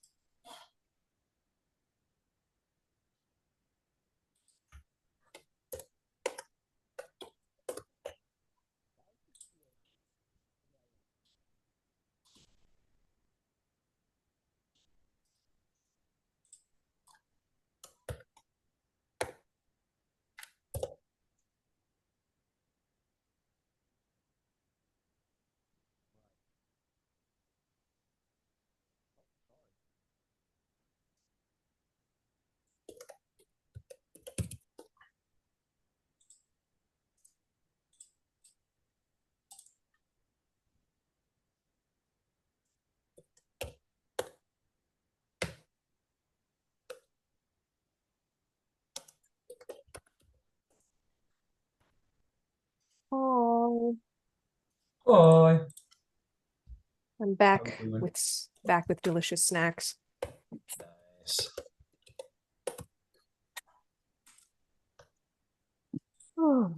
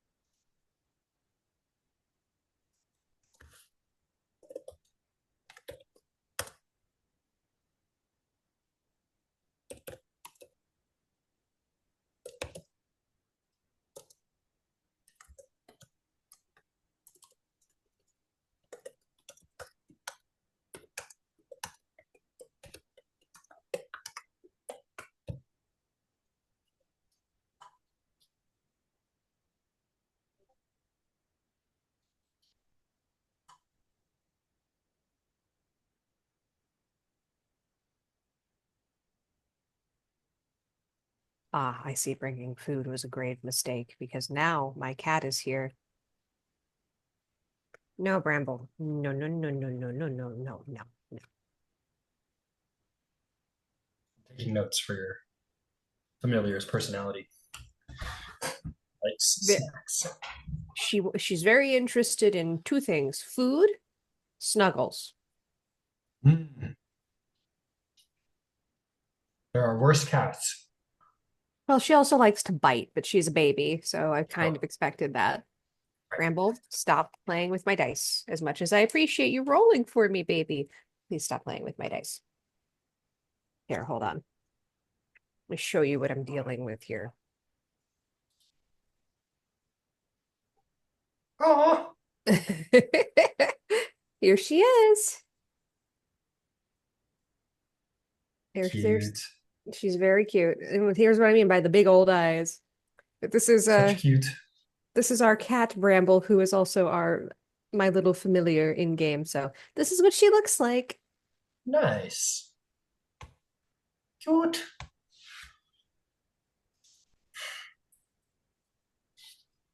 Hello, Bramble.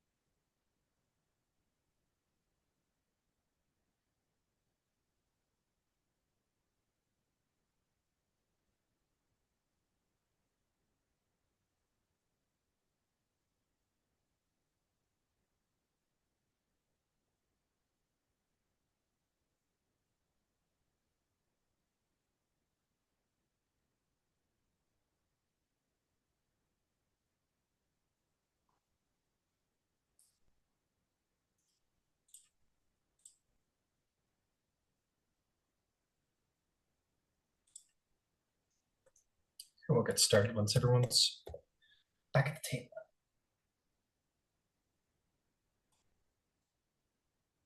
I am here. I am simply muted with no camera because I am eating and I don't want people to watch me eat. No worries.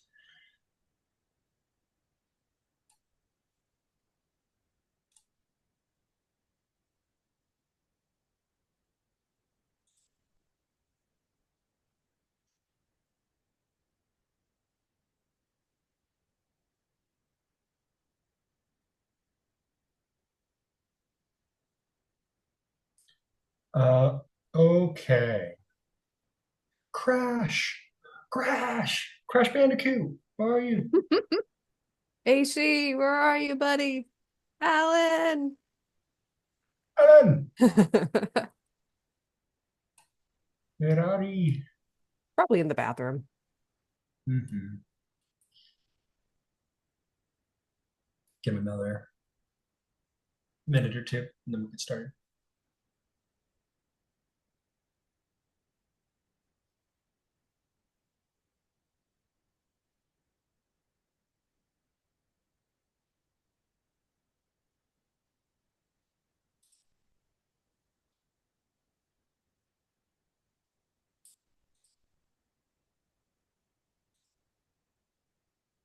Where is my good friend AC? Alan.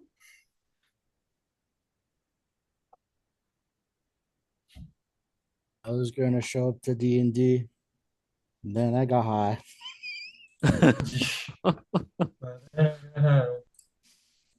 That would be my guess from my dear friend Alan. Yep. That seems very likely. I love that guy.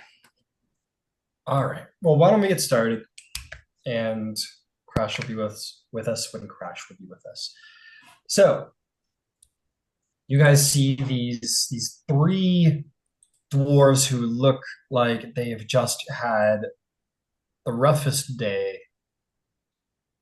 maybe couple of days ever, and look to be like they immediately like kind of the bards kind of get out of their way and move to sort of the back of the room as they walk right up to the fire and just kind of like start putting their hands and whatnots right up to the fire. Their fingers and tips of their fingers and whatnot are blue with frostbite, maybe missing little bits of themselves from the cold. I think you need to reshare the screen. Oops. Thank you for reminding me. Yes, they get right out of their way and they go right up to the fire and start, toasting their hands up to the fire, breathing into their hands and whatnot. A barmaid comes over and they nod with enthusiasm at perhaps the prospect of ale and food. In short order, they make their way over to one of the near tables that has opened up for them, and they just kind of begin to sit around and speak to each other in Dwarvish with a bit of a grim intent, not a grim intensity, but like with intensity. You get the sense that things haven't gone well for them over the past couple of days. They're chatting about something. Oh, Mr. DM, I know Dwarvish. You do? Okay, make me a little perception check to see if you can overhear them. You got it. I will very quickly roll that for you. Perception. 13. 13. Slightly above average. You don't catch everything. They're all the way across the tap room. But you catch a little bit where like there's a moment of like passionate enthusiasm from one of the dwarves. Like they talk lowly, but every now and then you catch something. One of the dwarves says, "Though back now was Korkurth Ornzar Deretav, Eth Kanethiridur Sareth," which translates to, you know how much iron that was? The clan is in deep shit. Oh. So props to you and your Dwarvish accent. Very good. Very good, sir. Oh, thank you. But little statements like that, I'll say that's what you hear. Again, you're all the way across the tap. Yes. You catch this moment of of like flared enthusiasm. Okay. I'm gonna just mind my business for now and sip my ale, and if things get heated again or they get excited again, I'll keep my ear out for anything else they might get excited about. Got it. What's going on at your table? Uh, my cat has decided that she is sitting on my lap and trying to stick her face in Well, my food, as is true to life. Fair enough. What about with the rest of yous? wow. You're Yeah, muted, Nath, Johnny, if you're talking. you eating well, big dog? Warvenreel, unless stopped, is going to be slowly stealing from other people's plates with a jovial smile. Argos are like quite defensively gone. Lila will happily give the rest of her stew to Mr. Bolg. As soon as the Firbolg gets the soup, he passes over the leftover ale in his cup back in a fair trade. All right, she drinks it. My drinking rules are I like to think very fun drinking rules. You can have a number of ales equal to your con modifier for free. Should you exceed that, let me know. We'll start making some con saves. I have a con modifier of 0. How many ales have you had? I am a Firbolg, and I am malnourished. How many would have been given to me aside from my one, I guess, is the real question. AC gave you one. That's true. Oh, but you All right. pushed it back, I believe. Yeah, we'll take it. All right, like 2 or 3. We'll go 3. All right. I'm a big lad. Oh Okay. man. If you've purchased a third, go ahead and mark off Can do. another 4 copper. Go ahead and make me 3 con saves for each drink that you've drunk. All right, first one is an 8. Wonderful. Okay, you're tipsy. Roll another. Other one is 17 Okay, you're good. and 12. 8, 17, and 12. Okay. So you've had 3. DC went up to 12 there, would have gone up to 13. So you, my friend, are considered drunk at this point. You're past tipsy, you're drunk, you have disadvantage on all ability checks due to drunkenness. And I think some others, but I'll let you know in due time. If you get any more drunk, we're gonna have to pick a drunk personality for you. That works for me. Tense social situations, social anxiety, alcohol is the savior. So Gotcha. So make sure to keep track of all your drinks that you have past your con modifier, because that affects the DC for everybody. And I'll always be happy to remind you, just because they're fun. I've had 1.5. Let me know when they're full. Let me know when they're full ones. Okay. Ask your con modifier too. You get the con modifier number and free drinks without having to. Yep, a +1. Sweet. So when you finish that second one, let me know. Well, I had half of his and a full of mine, so. Understood. You also have disadvantage on saving throws going forward. So that includes for these drinks. So you guys see the Furbolg starting to sway in his seat, maybe get a little extra talkative. Who knows? It's up to you how you want to play that. the Firbolg puts down his mug, and then he looks at, I will say, Shin. Ah, my mug is broken. There's a hole in it. And he points at the top of it. Nice. There's a hole in all of us, and our purpose in life is to find a way to live with it. I liked my joke more than your joke. I wasn't joking.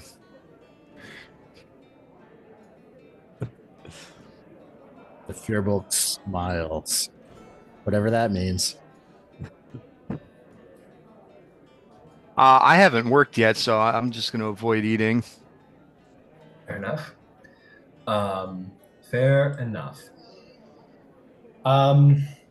You will hear Miri. So I'm gonna give myself a break. From the other table, you're gonna hear. Yeah, they wouldn't say that loud. One of them sort of slams his fist on the table. And he's gonna say, "Das obi ilkvok, eth karth ir defar farnesvok," which basically says, "It's up to us, the clans depending on us."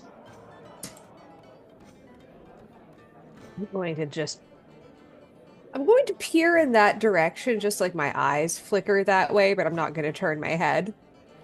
A couple of the dwarves sort of catch. You find that the dwarf, like immediately across from you, sort of catches your eye, and maybe yeah. I just wink at him. Okay. Kind of notices that and kind of like pats the shoulder of his person next to him, and they all kind of says something loudly to the rest of them, and they kind of like nonchalantly look over their shoulders. Hey man, don't look so obviously. And they just turn their whole heads and look. Yeah, exactly. But I don't maintain eye contact. I go back to my drink. Pick up my familiar who is, well, she's here on my desk, but pick up my familiar and just, petting my cat. Have finished my meal and am just relaxing now. Fair enough.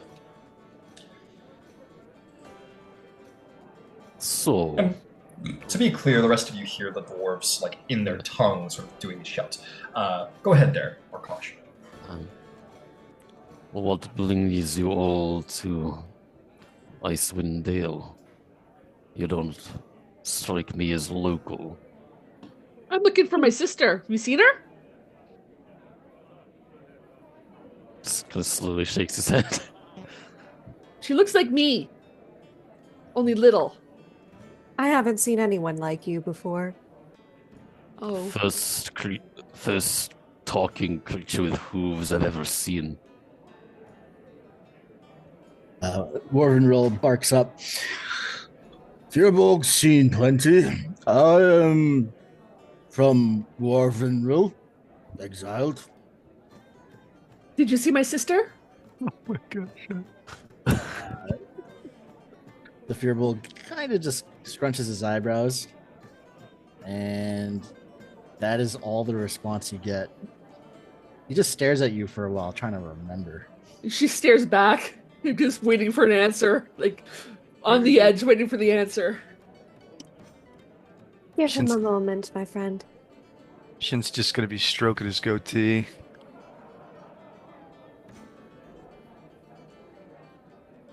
Are you here for the pursuit of wisdom, sir? Wisdom comes to you. To pursue it is to pursue your own understanding of wisdom. Are you pursuing your own understanding of wisdom here in Icewind Dale? No. What have you come for? Cringes.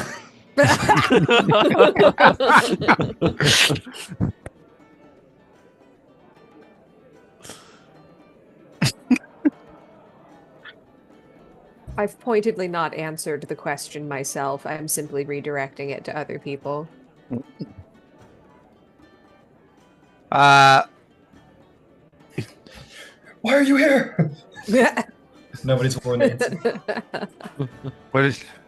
I am exiled from Warvenville.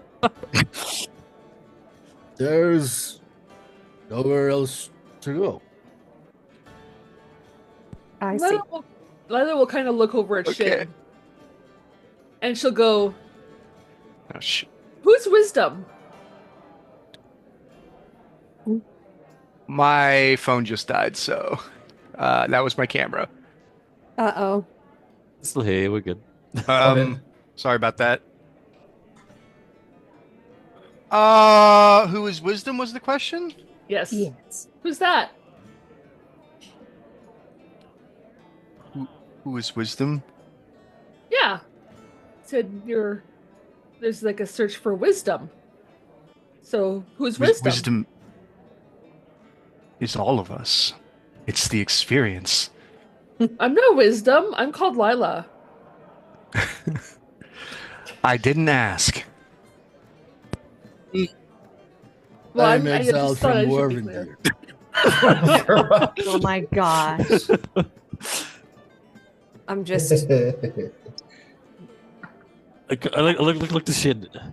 Is this your doing? Have you hexed this poor old man? He was exiled for what? Hold on. Morven Rule. It's He his was- name. Oh yeah, I know that. He's like Oh, sorry. he was exiled from Morven rule under Mr. Bolg was exiled from Morven rule under his own power. Yes. And he kind of looks a little bit sad, dejected. And she'll pat his arm. Like, aw. all the way. You push into his clothing, and you think there's going to be a body there, and then it's less and less, and just more clothing and less body. And it's almost like touching a dilapidated dog sitting out in the sun. Oh. Huh. Are you a tree? Oh, I'm Firbolg Firbolg.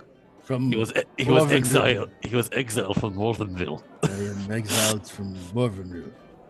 How did Okay. you know that? Oh my goodness. At this point, the three dwarves actually approach your table, to which you hear them quickly sort of speaking to each other. The leader, quote unquote, of at least the one leading the group, says, sort of lowly, some of you pick it up, Tisha Korka Borfban, Borbotisha Gardeka Vakvo, which you would know, Myriadis means they look strong, perhaps they can help us. At this point, Crash comes back from going to the bathroom outside. And returns to the table, and these dwarves approach. I also know Dwarvish. I guess I chose that as Oh. part of my species. Very name. nice. Beauty, you understood all of that as well. So these three dwarves approach, and one of them holds up a gloved hand, put the gloves back on, a thick wool scarf, and a raspy voice says, "Helmet, I'm Hurna, and these are my friends Korux and Storn. Listen, we need some help, and you look capable. You're a group of adventurers, right?" We're certainly sitting next to each other, yes. He takes that. He goes, "It's good, good." And one of them pulls up a stool, and the other two sit at the end of the table, perceiving invitation to continue. The one called Herna, sort of speaking for the voice, for the raspy voice. My apologies. She's a female dwarf. I apologize. But you see that her right ear is missing, and as she takes off her gloves, two of her fingers are frostbitten, like just purple, like gone completely purple and blue. Like those fingers are probably going to go at some point. You'll see. Let's see. I just want to give you the insight as to who's lost what, because it's gross. The one that she referred to as Korux kind of sits at the end of the table quietly. And as they take off their gloves, they're missing three fingers with sort of black and purple tips to frostbite.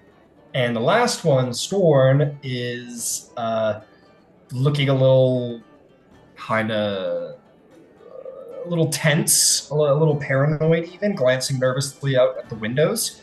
And doesn't, it seems to be like the tip of their nose is missing from purple and perhaps frostbite. Harna says, we're the survivors of a group of dwarves who were tasked with delivering a sled of iron ingots to Brinshander. A Yeti surprised us and killed a member of our group. The rest of us fled as the Yeti tore Hulbok's limb from limb.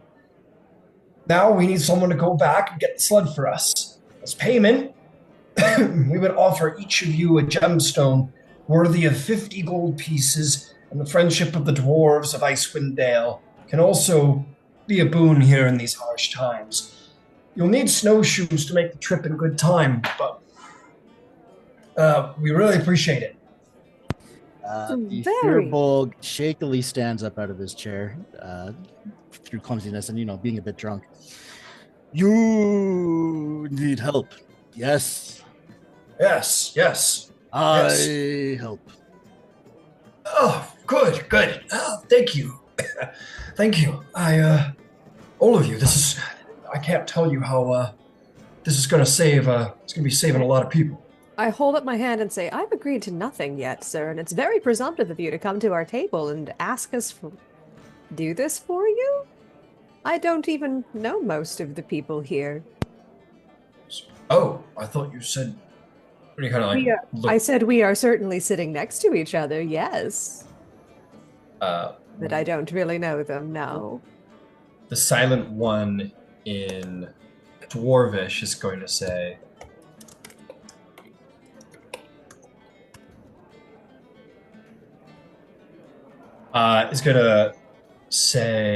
sorry.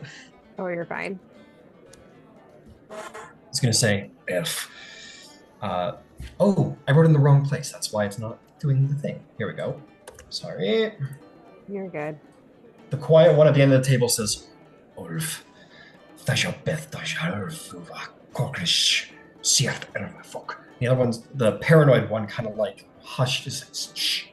And the two of you would interpret that as elves. They think they're so much smarter than us. Well, The certainly main one way to think about me, but thank you. I answer back in like perfect Dwarvish. He like blinks a little, like caught, like a kid caught in school for having passed a note or something. And the main speaker for them, the one who goes by through all of my notes, the one who goes by Hruna says, I'm sorry for my friend. Please understand, we've had a rough couple of days. We're all a little on edge, tired and hungry. I apologize for my friend, who kind of glares at him. You do look as if the icy winds have taken a bite out of all of you. Yes, it has. I looks down at her hand. She says, we all lost something, and we lost a good friend as well, a clansman. I apologize for my companion. And also sorry for having thought, taken too much on implication. But, whoa, again, we at least looks to Mr. Bolg. It says, well, it seems at least one of you is willing to help. Thank you. Are there any others of you who would be willing to help? We can pay well. This would be very helpful to the people of Ten Towns. Shin beats his knuckles together, plants his hands on the table, and shoves up to his feet. No cry for help. She'll find me wanting. You see Herna smiles in courage. The other dwarves, you see it sort of brings them some morale, and some people are willing to step up. Arkosh, did you have something you wanted to say? Arkosh will look to Crash, kind of glance at the dwarves. What say you, Chief? Does Clan Frostfang wish to aid these dwarves? Crash looks at the dwarves, especially the injured dwarves, but he also looks at the Furbolg who got up first and kind of gives like a duh answer, like, Mr. Bolg, but he looks at the dwarves. If there's danger you need and help with, we'll handle this Yeti. We'll handle this Yeti for you. He goes, Herna goes, no, listen, I wouldn't want to send you up against a Yeti. That's not, they're devastating creatures. No, what we need is the iron. The iron is what's important. If you could bring the iron the sled full of iron back to Bryn Shander. That's what we need. All right. And how long will this trip take us? If We're we gonna all say- go. Says if you have, it's from here. It's about halfway from here to Kelvin's Cairn. It's let's see, if you have proper snowshoes, you should be able to get there in, let's see, a day and a half, maybe. It's not too far. I apologize for your losses. You made it back here very quickly, did you not? Just trying to run all the way here, I guess? It took us about a day and a half also. So, well, we ran from a Yeti, so at least the first bit was Yeah. was a run, you know. But yeah, we couldn't go back in that direction where the Yeti was, so we just continued on to Bryn Shander, and now we need someone to help us. We're in no shape to go back out there and try and find it. I would imagine not. Have you gone to see a healer yet? No, we just got into town. This was the first in through the gates, and we just turned immediately for warmth and food. I can't say I blame you. Please, go see a healer as soon as you can. You'll be able to spare your poor fingers and so forth. Layla, would you like to help them? Oh! Okay. What am I helping with? She obviously wasn't paying attention. We need to help them bring cargo, which is to say we're helping them bring something that they want to barter with. Oh! Okay. Very I'm good. cool. Yeah. All right. Well, if everyone is willing to work together, I would be glad to help, if only to make sure that a good deed is done.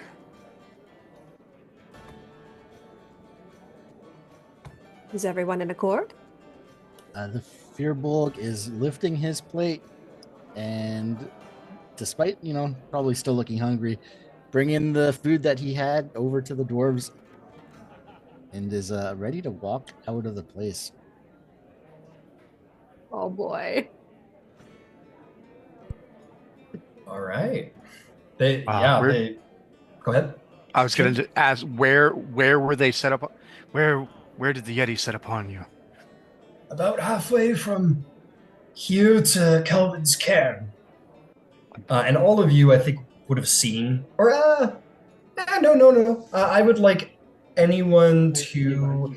I'm going to withhold the check from you boys, the Frostfang brothers, because you guys have the best knowledge, and I'll tell you why in a minute.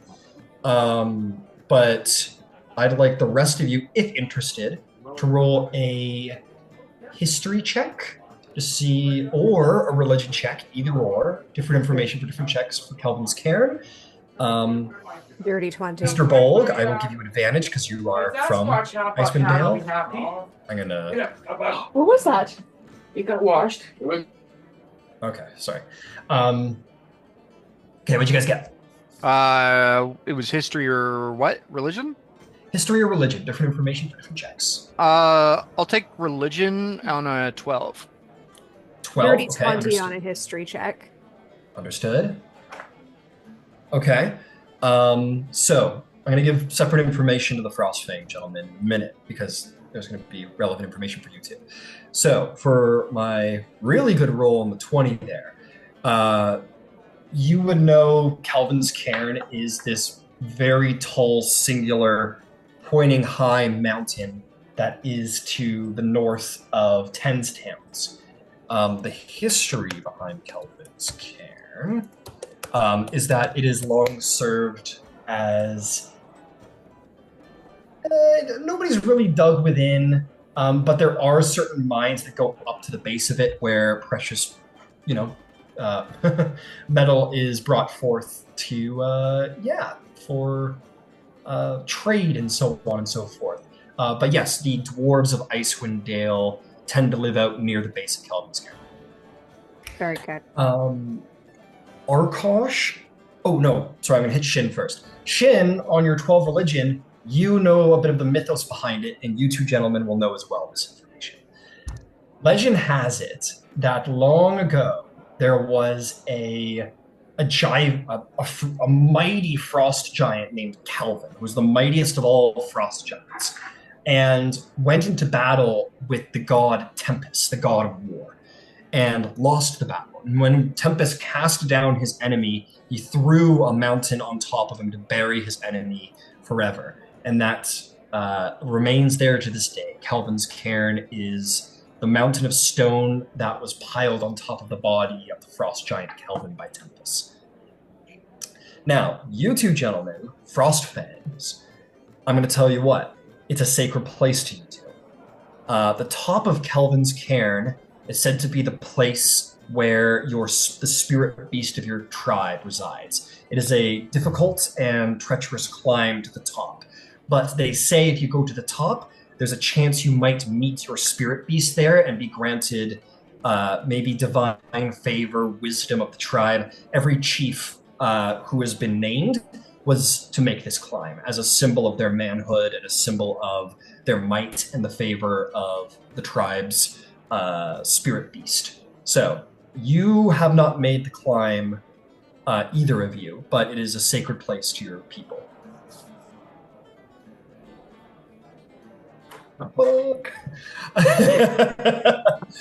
So that is where we leave off. Or that's where we return. Anyway. I think Crash and Arkosh, can we like communicate that silently with like a lot of like a lot of this?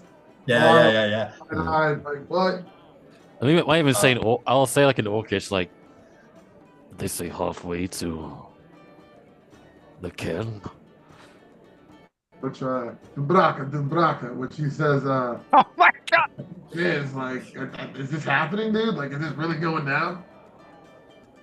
I mean, Braka. yeah. I mean, So it's just to be clear, he said like halfway to Kelvin's cairn is a day and a half journey on foot. So it's still going to be a ways off from you guys, even if you were to get the other. Just so you know. Look at that. And I think like after that, Crash is gonna look at this collected group of misfits and be like, "Oh shit," you know, and like you guys can get like he's reassured, you know, there's some presents, and he's like, "Well then, we gotta make preparation." No offense to a few of you, but mighty cold out there, and well. We need to protect you all. Yeah. Especially you, Mutton. And he points at Lila.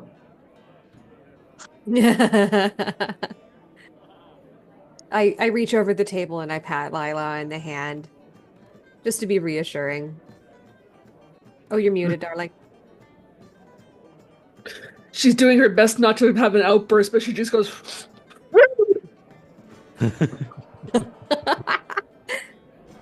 Don't. He like reaches back. He's like, "Don't snap at my ankles." And we need to cover you with fur, winter fur. We just got new winter clothes, so we'll be all right. Yeah, you'll notice everybody but Shin is well equipped for. I got my. Weather. He got his winter clothes. Didn't I get my Or winter you clothes? got It was one of the Yeah, very yeah. first things that he did was he got his winter clothes and he Right. added them to his sheet. Oh, I had forgotten that. Yeah, so you do look around. Everyone is prepared for at least the cold, but not necessarily. Nobody here has snowshoes though. The little tennis racket shoes. I have It's gonna take a snowshoes. while. It's gonna take like more than a day, so we're gonna have to sleep. Yes, darling. Yeah. Yes. So then, should we get a tent? Do they have tents here? That would be advisable. We Well, can have a look around and see what we can find. I am already in possession of a tent. Although, it's been. Let me just see how many people can it fit. Oh yeah, Two. this one's for me and my brother. That's quite all right. I'm sure we can figure something out. Although with our very tall new friend, and I look at our poor missing Please. Beardbulb, Johnny will be back. He's also out of the door. I know. He's just like, whoop. Yeah. Our very tall friend might need to be accommodated with a tent for 2 people in order to fit him, but we will cross that bridge when we get there. I am I sure he folds like an omelet. There's no meat on his bones. He does look like he'd blow away in a stiff breeze. We might have to anchor his clothing with stones sewn into the pockets of his pants or something. It sounds as if you wish to, well, that you are committed to this quest as well, Miss Elf. You can call me Miri. Arkosh. And this is my brother and Chief, Crash. Well, since I'm sitting next to Crash and my cat has become very well acquainted with him, I hold up the cat and I go, "This is Bramble." And I offer Crash the cat to pet because he seems to have wanted to, but has held himself in check. He holds it out like this and is like, we'll need bigger emergency meat.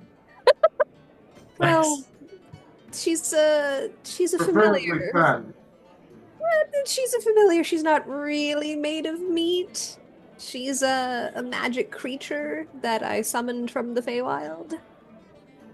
I This is thought she foreign looked to me. familiar.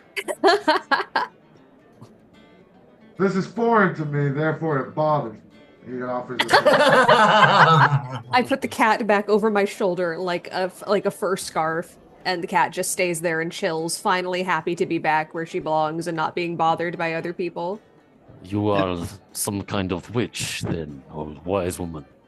I prestidigitate some sparkles around my fingers and I go, "A wizard, actually, but thank you." the dwarves are still here, correct? Yeah, they're at the end of the table, scarfing down food. Shin's just gonna take a deep breath. He's already standing. He's gonna smack his hands against the table again. The pact is sealed, and then he's just gonna walk out the door to try to find the Bolg. And I'm gonna go grab my phone, which should have enough charged out. Very Cool. good. So, I'll tell you what, it's a little late, but there might be some shops open late. If you guys wanted to get right on top of this and start heading out now, you certainly could, but it is considered nighttime right And now. that is dangerous for travel. It is very dangerous for travel. And cold.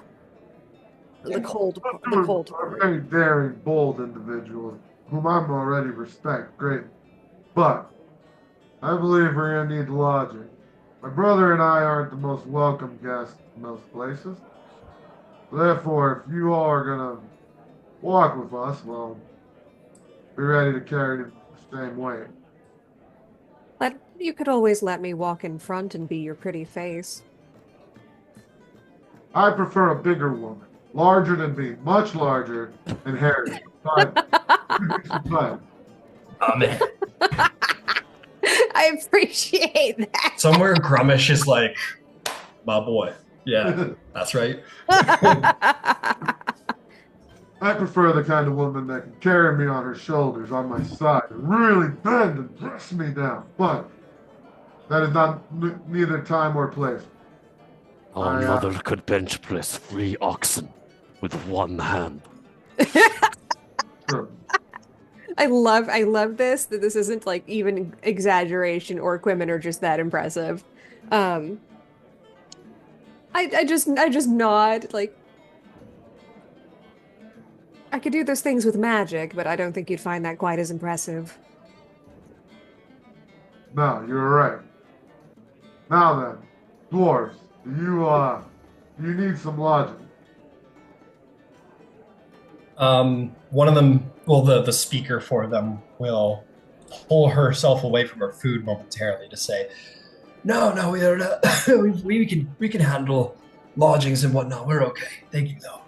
We don't lack for coin enough for amenities. We're fine." Good. And Crash looks at Arkosh kind of like, all right, how are we going to do this? Which inn is going to kick us out? Who's going to throw us in the basement? I was just going to suggest we just camp outside the town. Hmm. Do you you gentlemen, and I indicate the dwarves and their lady speaking for them, do you know of a place in town where we might stay that is fine enough accommodations that will not be particularly upset with my green friends?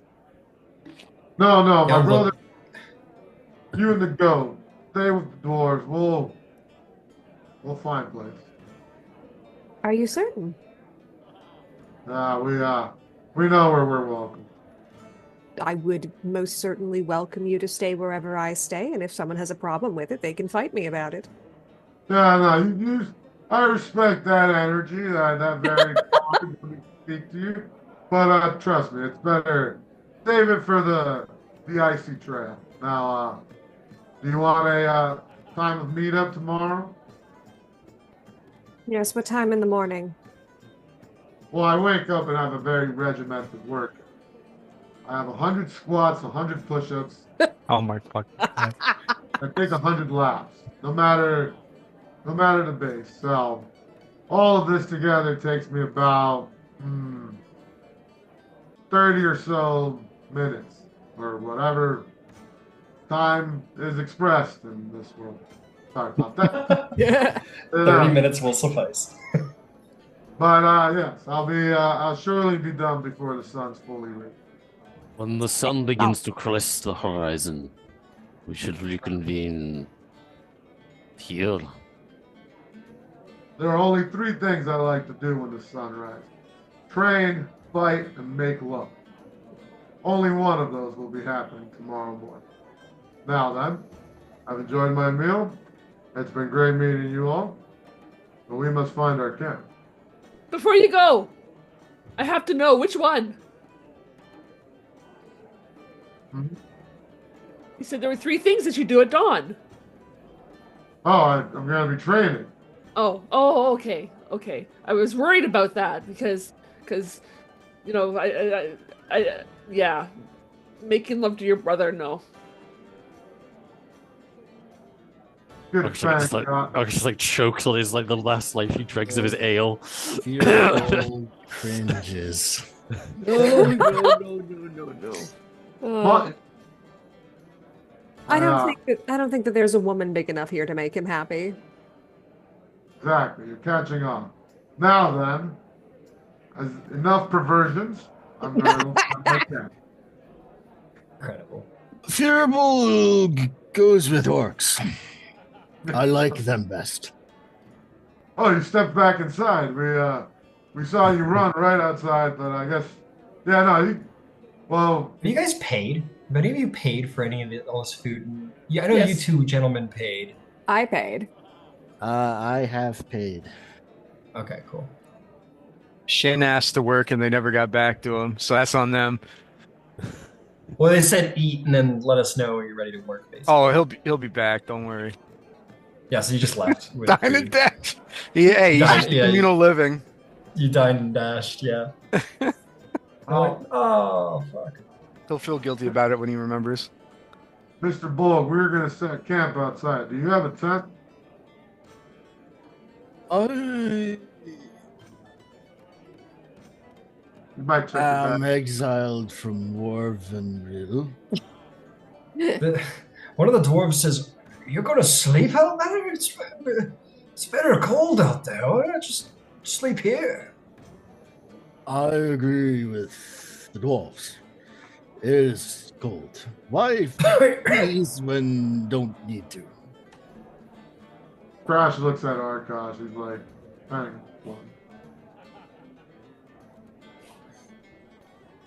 on.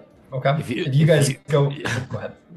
If you're able to find a place that will accommodate our kind, Mr. Bolg, then I know a wonderful place. Always full of horses. This is where I sleep. Sometimes when here. Just need to be sneaky. No money. That's a crime, Mr. Bolg.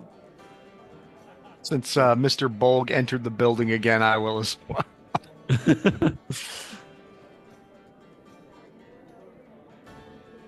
Okay. You guys go up to Scram Sacks and ask him for you know for rooms. Yeah, we let the Yeah, yellow. We should let her ask. So I would be happy to. Give me just a moment and I'll see what they have. I have to bust suds. Oh, well, I'll ask for you as well then. But if you would prefer to pay your way with hard work. That, that is exactly what I said. Very good then. And I get up and I head towards the innkeeper and I patiently wait for his attention. Yep, he comes over and kind of puts his towel over his shoulder. He goes, "I hope the stew was was enough." Oh, it was wonderful, thank you. I was going to ask what you have for spare rooms for this evening, if you have any. I understand it's a full house. It's like this every night. I've got plenty of rooms. It's gonna be, let's see, it's gonna be 6 silver. Oh no, sorry, it's gonna be a gold. It's gonna be a gold per day per person. I see. Do you have any objections to housing the orcs that are at my table? Kind of looks over and there's a bit of there's a clear a sigh.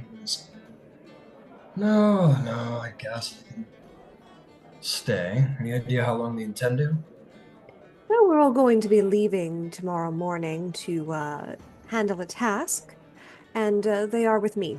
So I would advise courtesy and do not mind Oh, the would sound. you? I do not mind the sounds of snoring. They're the sounds of snoring. You sleep in the room with them? They're your No, no, no. Oh, what? goodness, no. My goodness, sir, that's offensive. Anyway, You said it. well, it's more like if there's multiple rooms. Yeah, there's multiple rooms. I don't have suites here. Sorry. It's all right. Um, one room per person. Yep. Okay. Sorry, I'm doing an out of character count for everybody. So if you got 6 people at your table, 6 gold. All right. That'll do it. The Bolg reaches into his purse made for a humanoid much smaller than him and very carefully pulls out a gold coin, no tip, and places it on the counter. Take it. As good of a drunk manipulist he is. When do I begin washing dishes? For the meal, you can start washing dishes right now, but I'm going to need coin if you intend to take a bed. What if I sleep on the floor behind the bar? He shakes his head. He goes, "We like coin around here. That's what makes the world go round." Bolg reaches into his purse and very carefully, much the same, in the same descriptors, pulls another gold coin, puts it down. And he says, "Gitusen valut praxtravrang glangbrid. I pay." What language is that? Giant. Oh, well, you know who else speaks Giant? Who? Me. Venturing school, one of the requirements is that you have to be at least bilingual, apparently. Yeah. He said, "I give 1,000 for nothing, bravery, effort, and honor over birth." That's I'll say nothing. I won't let him in on the secret. Got it. Scram Sacks looks at all this and kind of just takes the gold and goes, "Great." And he'll put keys across the table and he'll tell you where to go. So he puts 2 across the table. He's not received payment for the others. Okay. I'm going to pay for myself and Layla, but I will also I'll just put 4 gold on the counter and pay for my orc friends as well. And he will put the other keys there and say, "All right, got your rooms." Thank you. Have a good night. Mr. Bolg too. is very drunk, so I will escort him to his room before we get started on the dishes. Fantastic. Let's see here. Oh, I put you guys in the wrong. But it's fine. Yeah, you guys are all right. You guys head upstairs to where there is a number of rooms to stay in.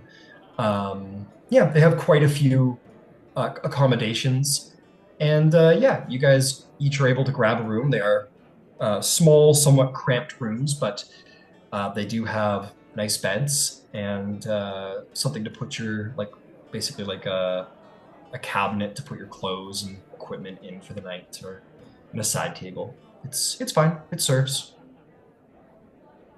Very good. It's modest. It will do. You do exactly. I will say you're surprised this cost you gold though. Yeah. Eurodas. You're like, this is a gold? Are you sure? He's making money off of me, I know. Yeah, maybe. Who knows? She's not too worried about it. She has the dosh to spend it. The nosh. All right. Is there anything else anyone would like to do before turning in for the evening? The dishes. Lila's gonna The stay dishes. downstairs.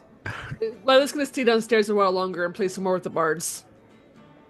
Sure, yeah. You play along with the bards until the place begins to clear out for the evening. So if you stay down there for maybe another hour or two, we'll call this part of your it isn't light activity by any means, but it's fine. As you play and perform and dance and break a sweat and make some merry down in the feels like home, playing some music in this strange place. Music is feels like home. Very cool. With that, we're gonna get a long rest. Arkosh. Yes. Hey, buddy. Hey. How are we doing over there? Are you having a peaceful sleep? No. Character? Oh, Definitely no. not. Never. Ever since the event, The incident. the incident, there's been It seems that you've read my mind. Indeed, you are not having a very soft sleep. Don't worry, I'm not going to reveal all your secrets, just imply some. In your dream, you have another rough night. You are in the ale room with your brother by your side. Oh, we gotta put on some spooky music. Sorry, hang on. Gotta do this right. Dude, Blood Harvest? That sounds like a great track to play right now. Oh. Oh my.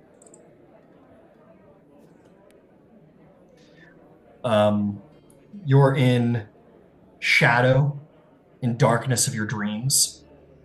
You hear growing the sound of many footfalls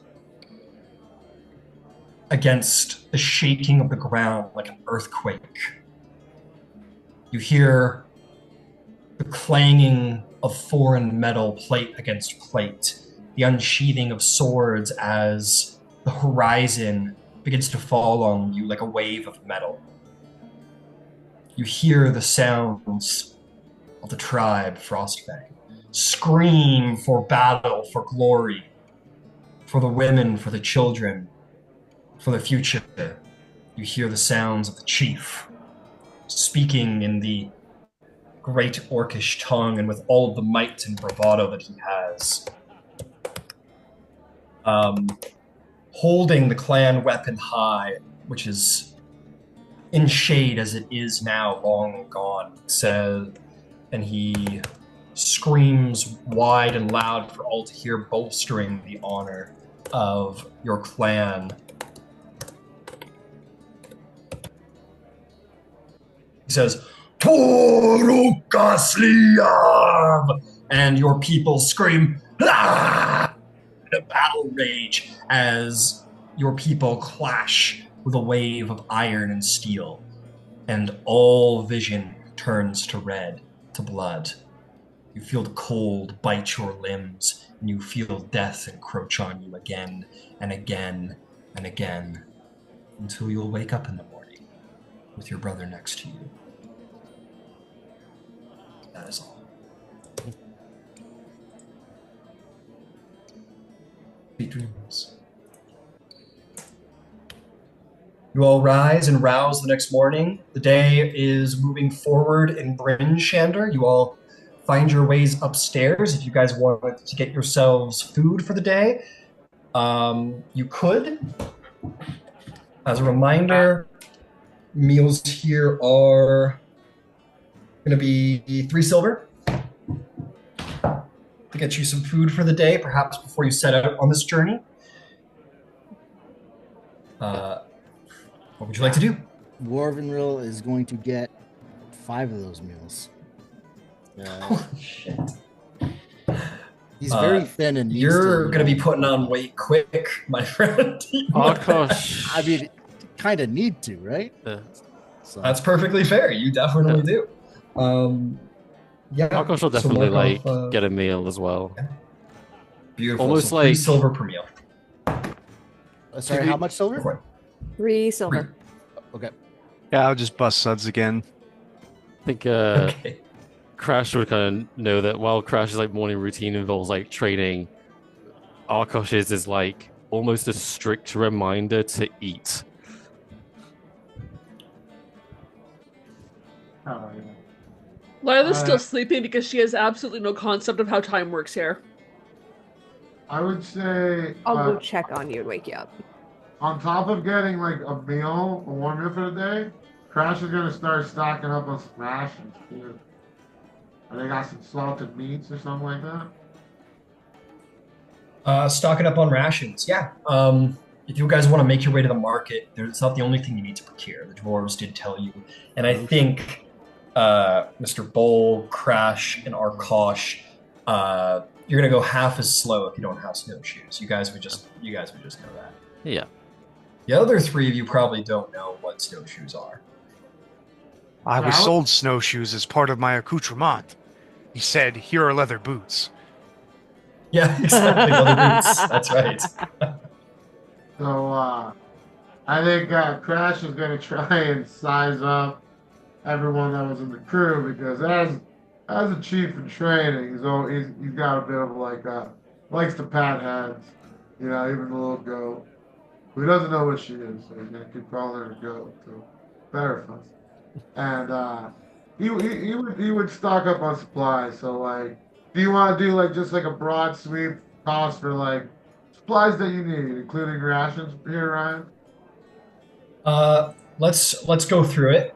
Yeah. Just because we're level 1, let's do her proper because there's going to be stuff to purchase.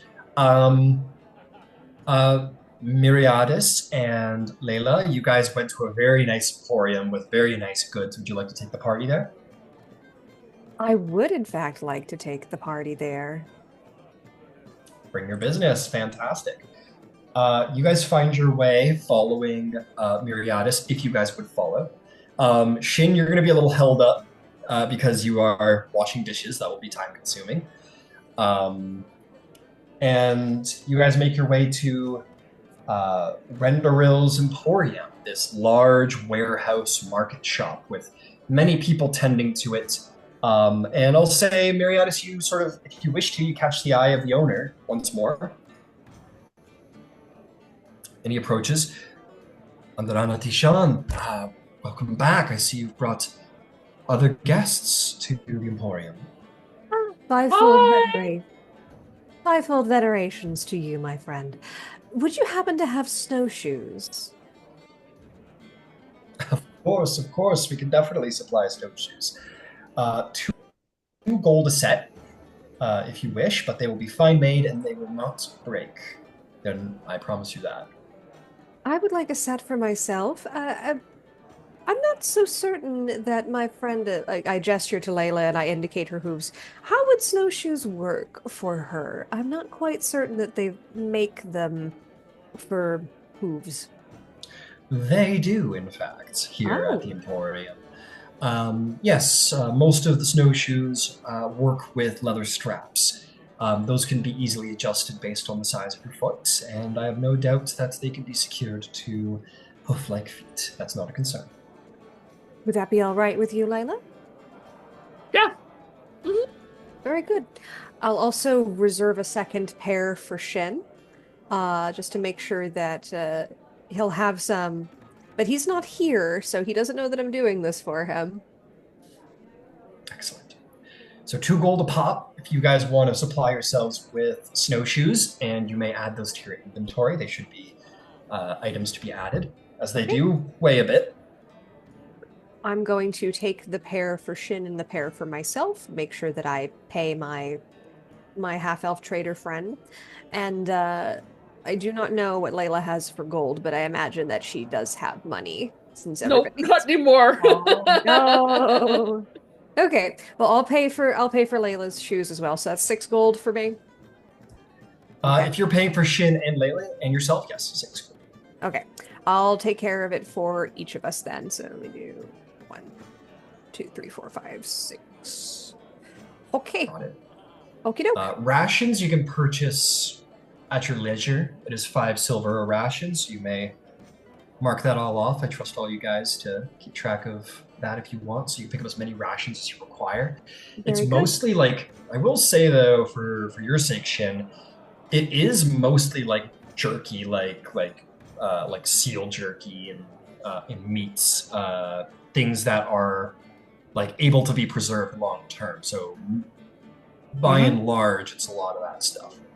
Probably like hardtack, dry rations, and things like that too. But I'll keep in mind that Shin does not eat meat, and I will actually look around and say, do you happen to sell rations for people who may not partake of meat?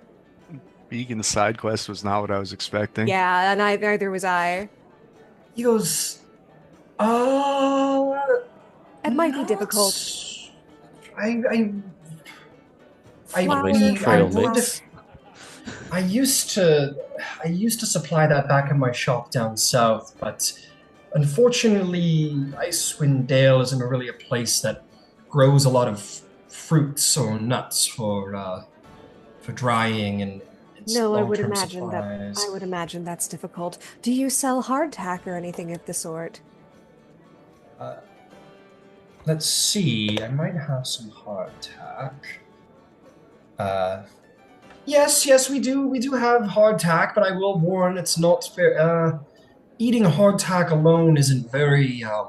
No, you're supposed to crumble it and put it in stew and so forth. Yes. Yes, it's not good for long-term eating. You will find that whoever's eating it will stay strong for a time and then grow sick. Well, do you have dried vegetable bouillon or anything of the sort for making soups? Dried vegetables. Well, No. vegetable bouillon specifically, like for making like vegetable broth. I see. No, again, in Icewind Dale, we don't have the luxuries of bouillon. Lila tugs on Mary's cloak, Yes, darling. and she opens up her bag and she has takes out some rations from where she's from, and hopefully this is allowed, but fruit leather. Aw, There's such. that's adorable. I will ask you, how long have you been here in this world? 5 days? You've been in this world for 5 days. Okay, sure. I'll say that you have 5 rations of dried fruit, nuts, things that could supply as such. Yes. You're also, I'll say this out of character, you're also a druid, so as long as we have mistletoe somewhere, we have access to goodberry, and he can definitely eat good berries. So we'll be all right. We'll have to see if we can find some in the bushes somewhere for you, though. Usually grows on oak trees. But we'll look around and see what we can find there. But in character, I'll say, well, that'll work. Thank you, Layla. We'll see if that is suitable for Mr. Shen. Okay. Perfect. Thank you, darling.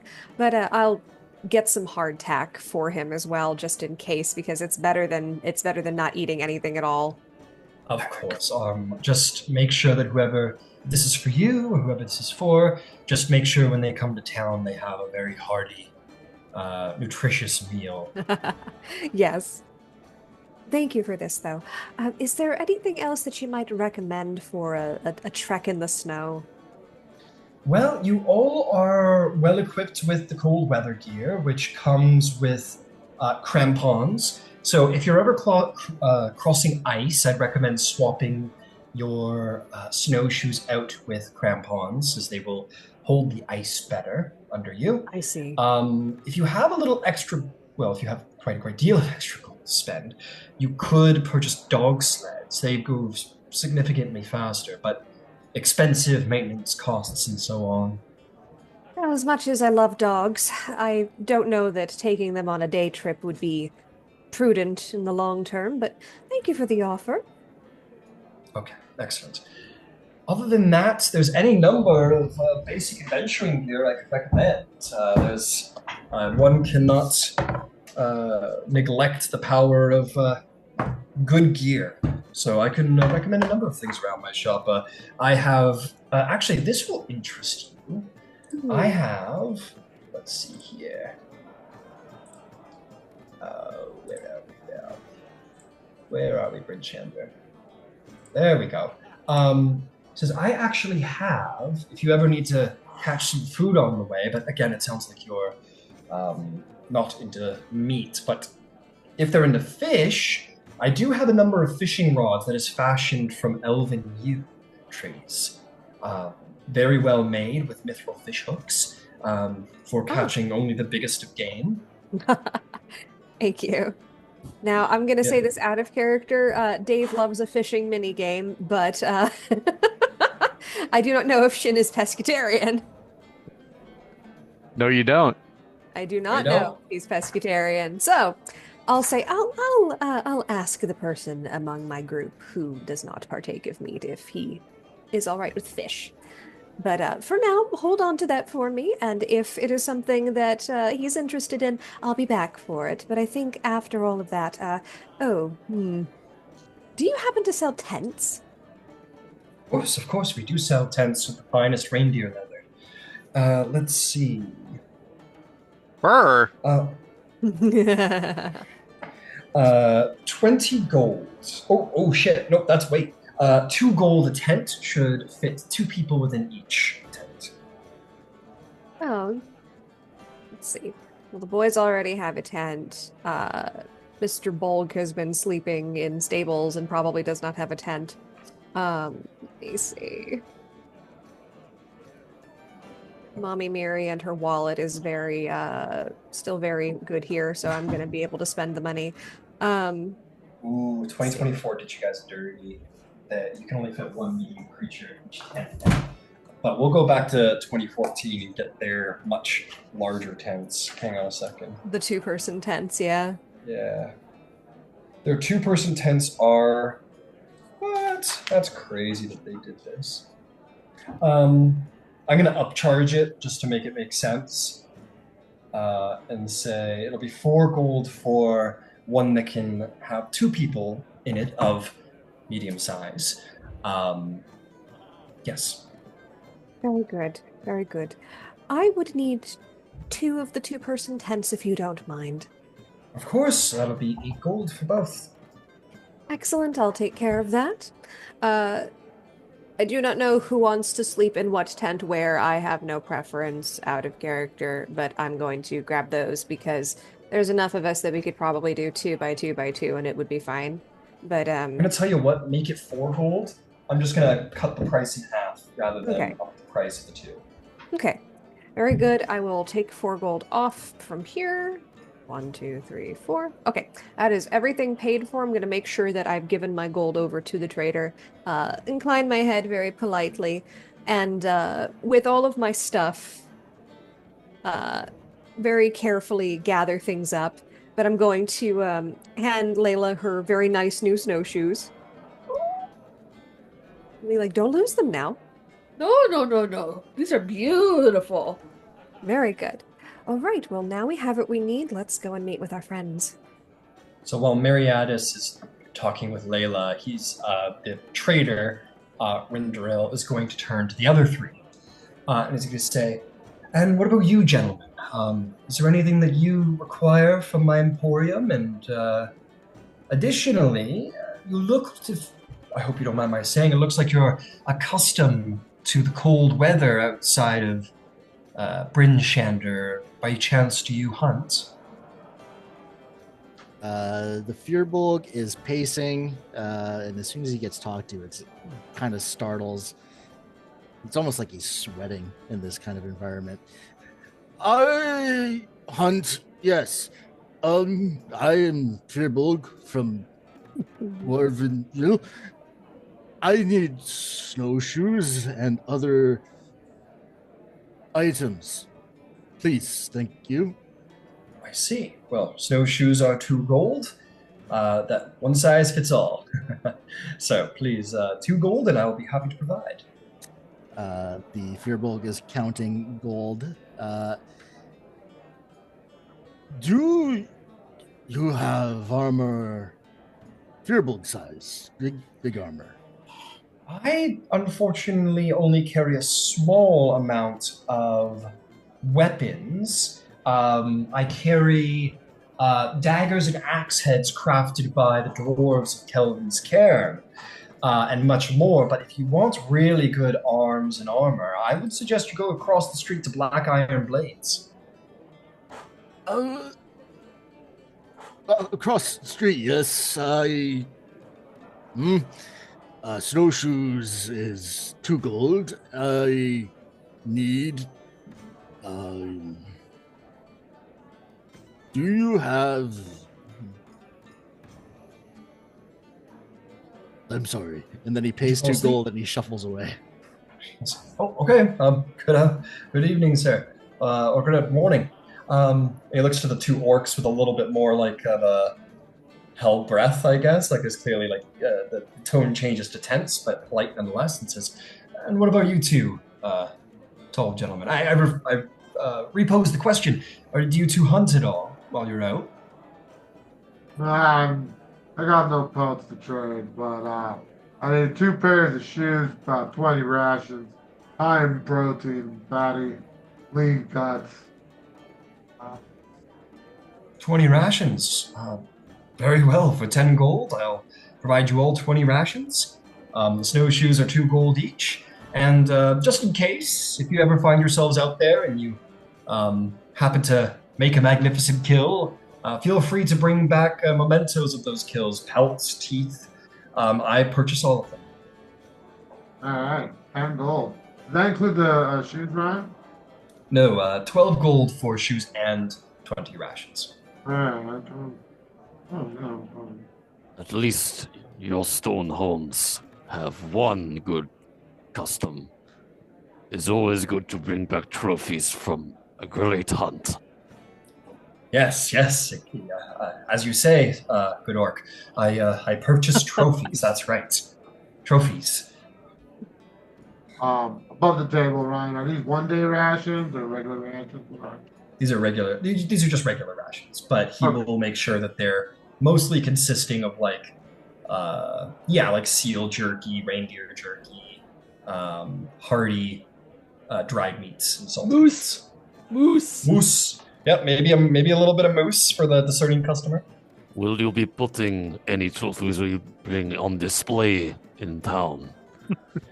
Well, we will probably actually repurpose them to create coats or perhaps fishing hooks, give them to the craftsmen to create fine wares out of, and have them resold to the people of Brinshander. Brother, here are your shoes. Out your feet. Meat and pelts is good, but what of great moose antlers? Oh, great moose antlers. Well, we purchase those also.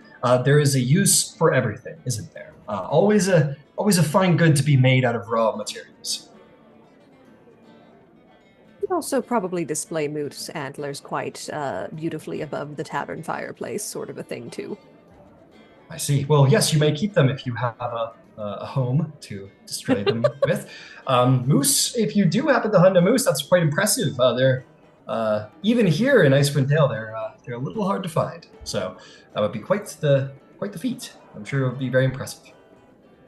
What if we were to bring back a Yeti? A My Yeti. God. Oh my Well, goodness. we pay quite well for Yetis, actually. One of our fine goods that we proudly sell here at Rendari's Emporium is Yeti fur coats, which can be found nowhere else in Icewind Dale. So, yes, please bring them here if you have any Yeti furs. There's your incentive for a good hunt, my friend. Would bring great honor to Clan Frostfang. Yes, yes, great honors, Mr. Orc. Yes. My God. My Don't goodness. patronize me. Oh, I'm sorry. I apologize. He would be Mr. Frostfang if you wish to address him politely. Oh, thank you, Mr. Frostfang. Yes, no, thank you. Yes, if you have trophies, please bring them. I will happily purchase them. What say you, Chief? Will we Yeah, what hunt about you, this? Chief?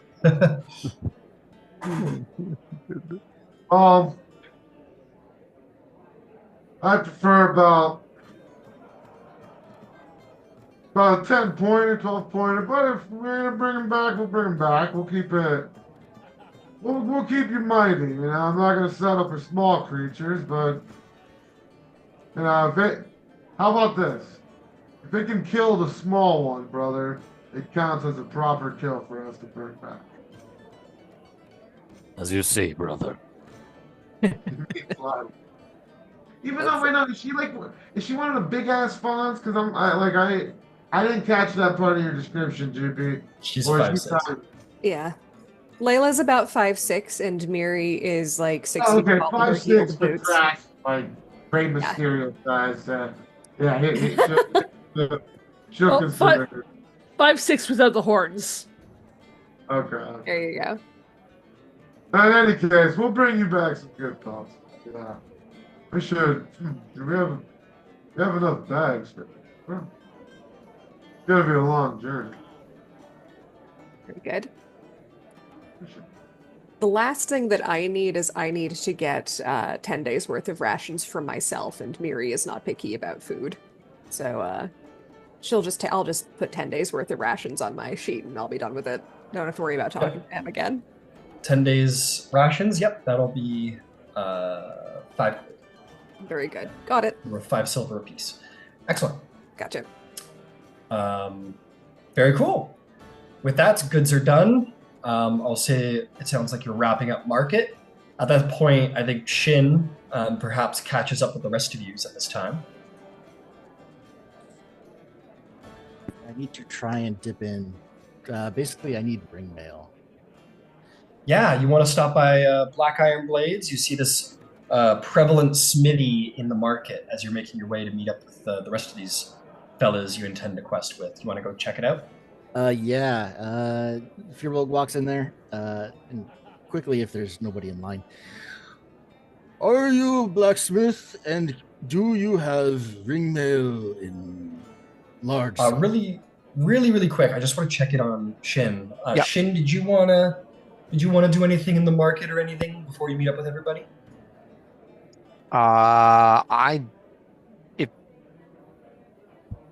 If Miri's already got stuff, then it's like better to let Johnny have his scene. Okay, yeah, we'll say that on the way wherever you might bump into Yeah, them. we're just but bumping them. we'll give Johnny the scene. So you walk into this small shop and smithy that stands on the north of the town square. And it's sort of this one-stop shop as you look around. You didn't expect it perhaps to be such a one-stop kind of place. You do see that there are, let's see here. There are blades along the wall that are like, they look to be black blades made of like a deep dark iron. And at the front counter, there is this woman. There's this young lady behind the counter who is a little, kind of has like a flare in her eye of like excitement at your size, at your uniqueness as you enter the shop. And she says, "Welcome to Black Iron Blades. My name is Elza. I run the shop here. Is there anything I can do for you? We have a fine selection of black iron blades. But as additionally, any adventuring supplies you might need on your journey: boots, ice picks, leather gloves, anything you need. Thank you. I am Bolg, exiled from Rorvendir. I need ringmail armor, and I do not have maybe enough coin. I wish to barter my chain shirt made from Master Smith in Warvenville for trade. Oh, you wanna? So you want a new chain shirt in exchange for your current chain shirt? Ring mail. Oh, my apologies, sir. Heavy ring mail. Yes, I understand.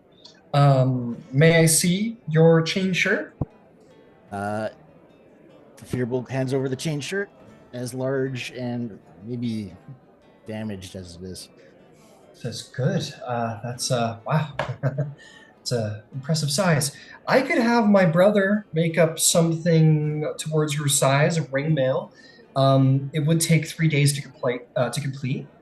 If you have the coin, you could probably trade this chain shirt in for 25 gold. If you have 5 more gold, we could have this made for you. This is a deal that I will take. Or no, actually, my apologies. I'm gonna take that back for a minute. She's gonna say she'll have that made in a day and a half. In which case, you'll actually make money off this deal. How do I make money off this deal? I thought ring mail was the same. Oh. Yes. So I'll tell you what, Mr. Bolt. Make me either an insight or a flat intelligence check. Your choice. Well. Both are good, but I'll go insight. 11 plus 6, so 17. You're like, oh, that's a little weird pricing. You don't know about like economy too well, but that's like that would barely cover the price of the raw materials to make this. So yeah, it sort of scratches your brain, like, why would she sell you something and not make any money off of it? I mean, she obviously follows the code. Everybody would do this. Charity for charity's sake. Right, sure. He just nods and accepts the deal. Okay. Says, well, I'll tell you what, keep your chain shirt for now, so long as you're willing to trade it. And yeah, when you bring it in the day after tomorrow, about halfway through the day after tomorrow, and we will provide you with your new ring mail and a little bit of coin for this very fine chain shirt, sir. You will be working without payment? Well, so long as you provide the payment upon receiving your armor. No. You keep chain shirt and gold. I come back in 2 days. Oh, okay. Deal. So you give her the chain shirt. She will keep it. She says your order will be done in a day and a half. See you soon. Thank you very much. And he leaves. Excellent. Okay, you do this. With that, is there any other goods or supplies the party needs before heading out into the cold breath of Icewind Dale to save the missing iron? Lila has a druidic totem, so can she just make a good berries? Yes, I believe you can. If you have the spell prepared, which I... Yep. You take out your totem. Out of curiosity, which is your... what item do you have? Like, what is your druidic focus? Just for flavor. Yeah. You know those large winged cats? Sure. The tresses. One of their fangs. Oh, okay. You have... That's very small. Is it attached to... Perhaps it's attached it's to a necklace, like a little... necklace. It's a little necklace, perhaps attached to like a little wooden carving. Okay, very cool. You hold your totem, focus on druidic magics, and we'll say basically the wood that is being used to hold up a nearby stand, a little branch kind of curls off from the side and almost like a grapevine comes down these strange like purple blue vine wrapped berries. You've never liked the taste of them, but they can be helpful in a pinch. Well, I have the a staff, a quarter staff, so maybe that came off the quarter staff. Sure. That's good flavor. Cool. Unlike the good berries. Excellent. And you are a proud owner of some good berries. Fantastic. And I'll eat one and not enjoy it. Got it. You eat one and Yes. it's so like bitter, and the moment you bite into it, it almost like partially like inflates in your mouth when it makes contact with the saliva, and it's like there's like a crunch, like an uncomfortable crunch to it as well, and it's like biting into like chicken bone, like sour grapes. It's not pleasant at all.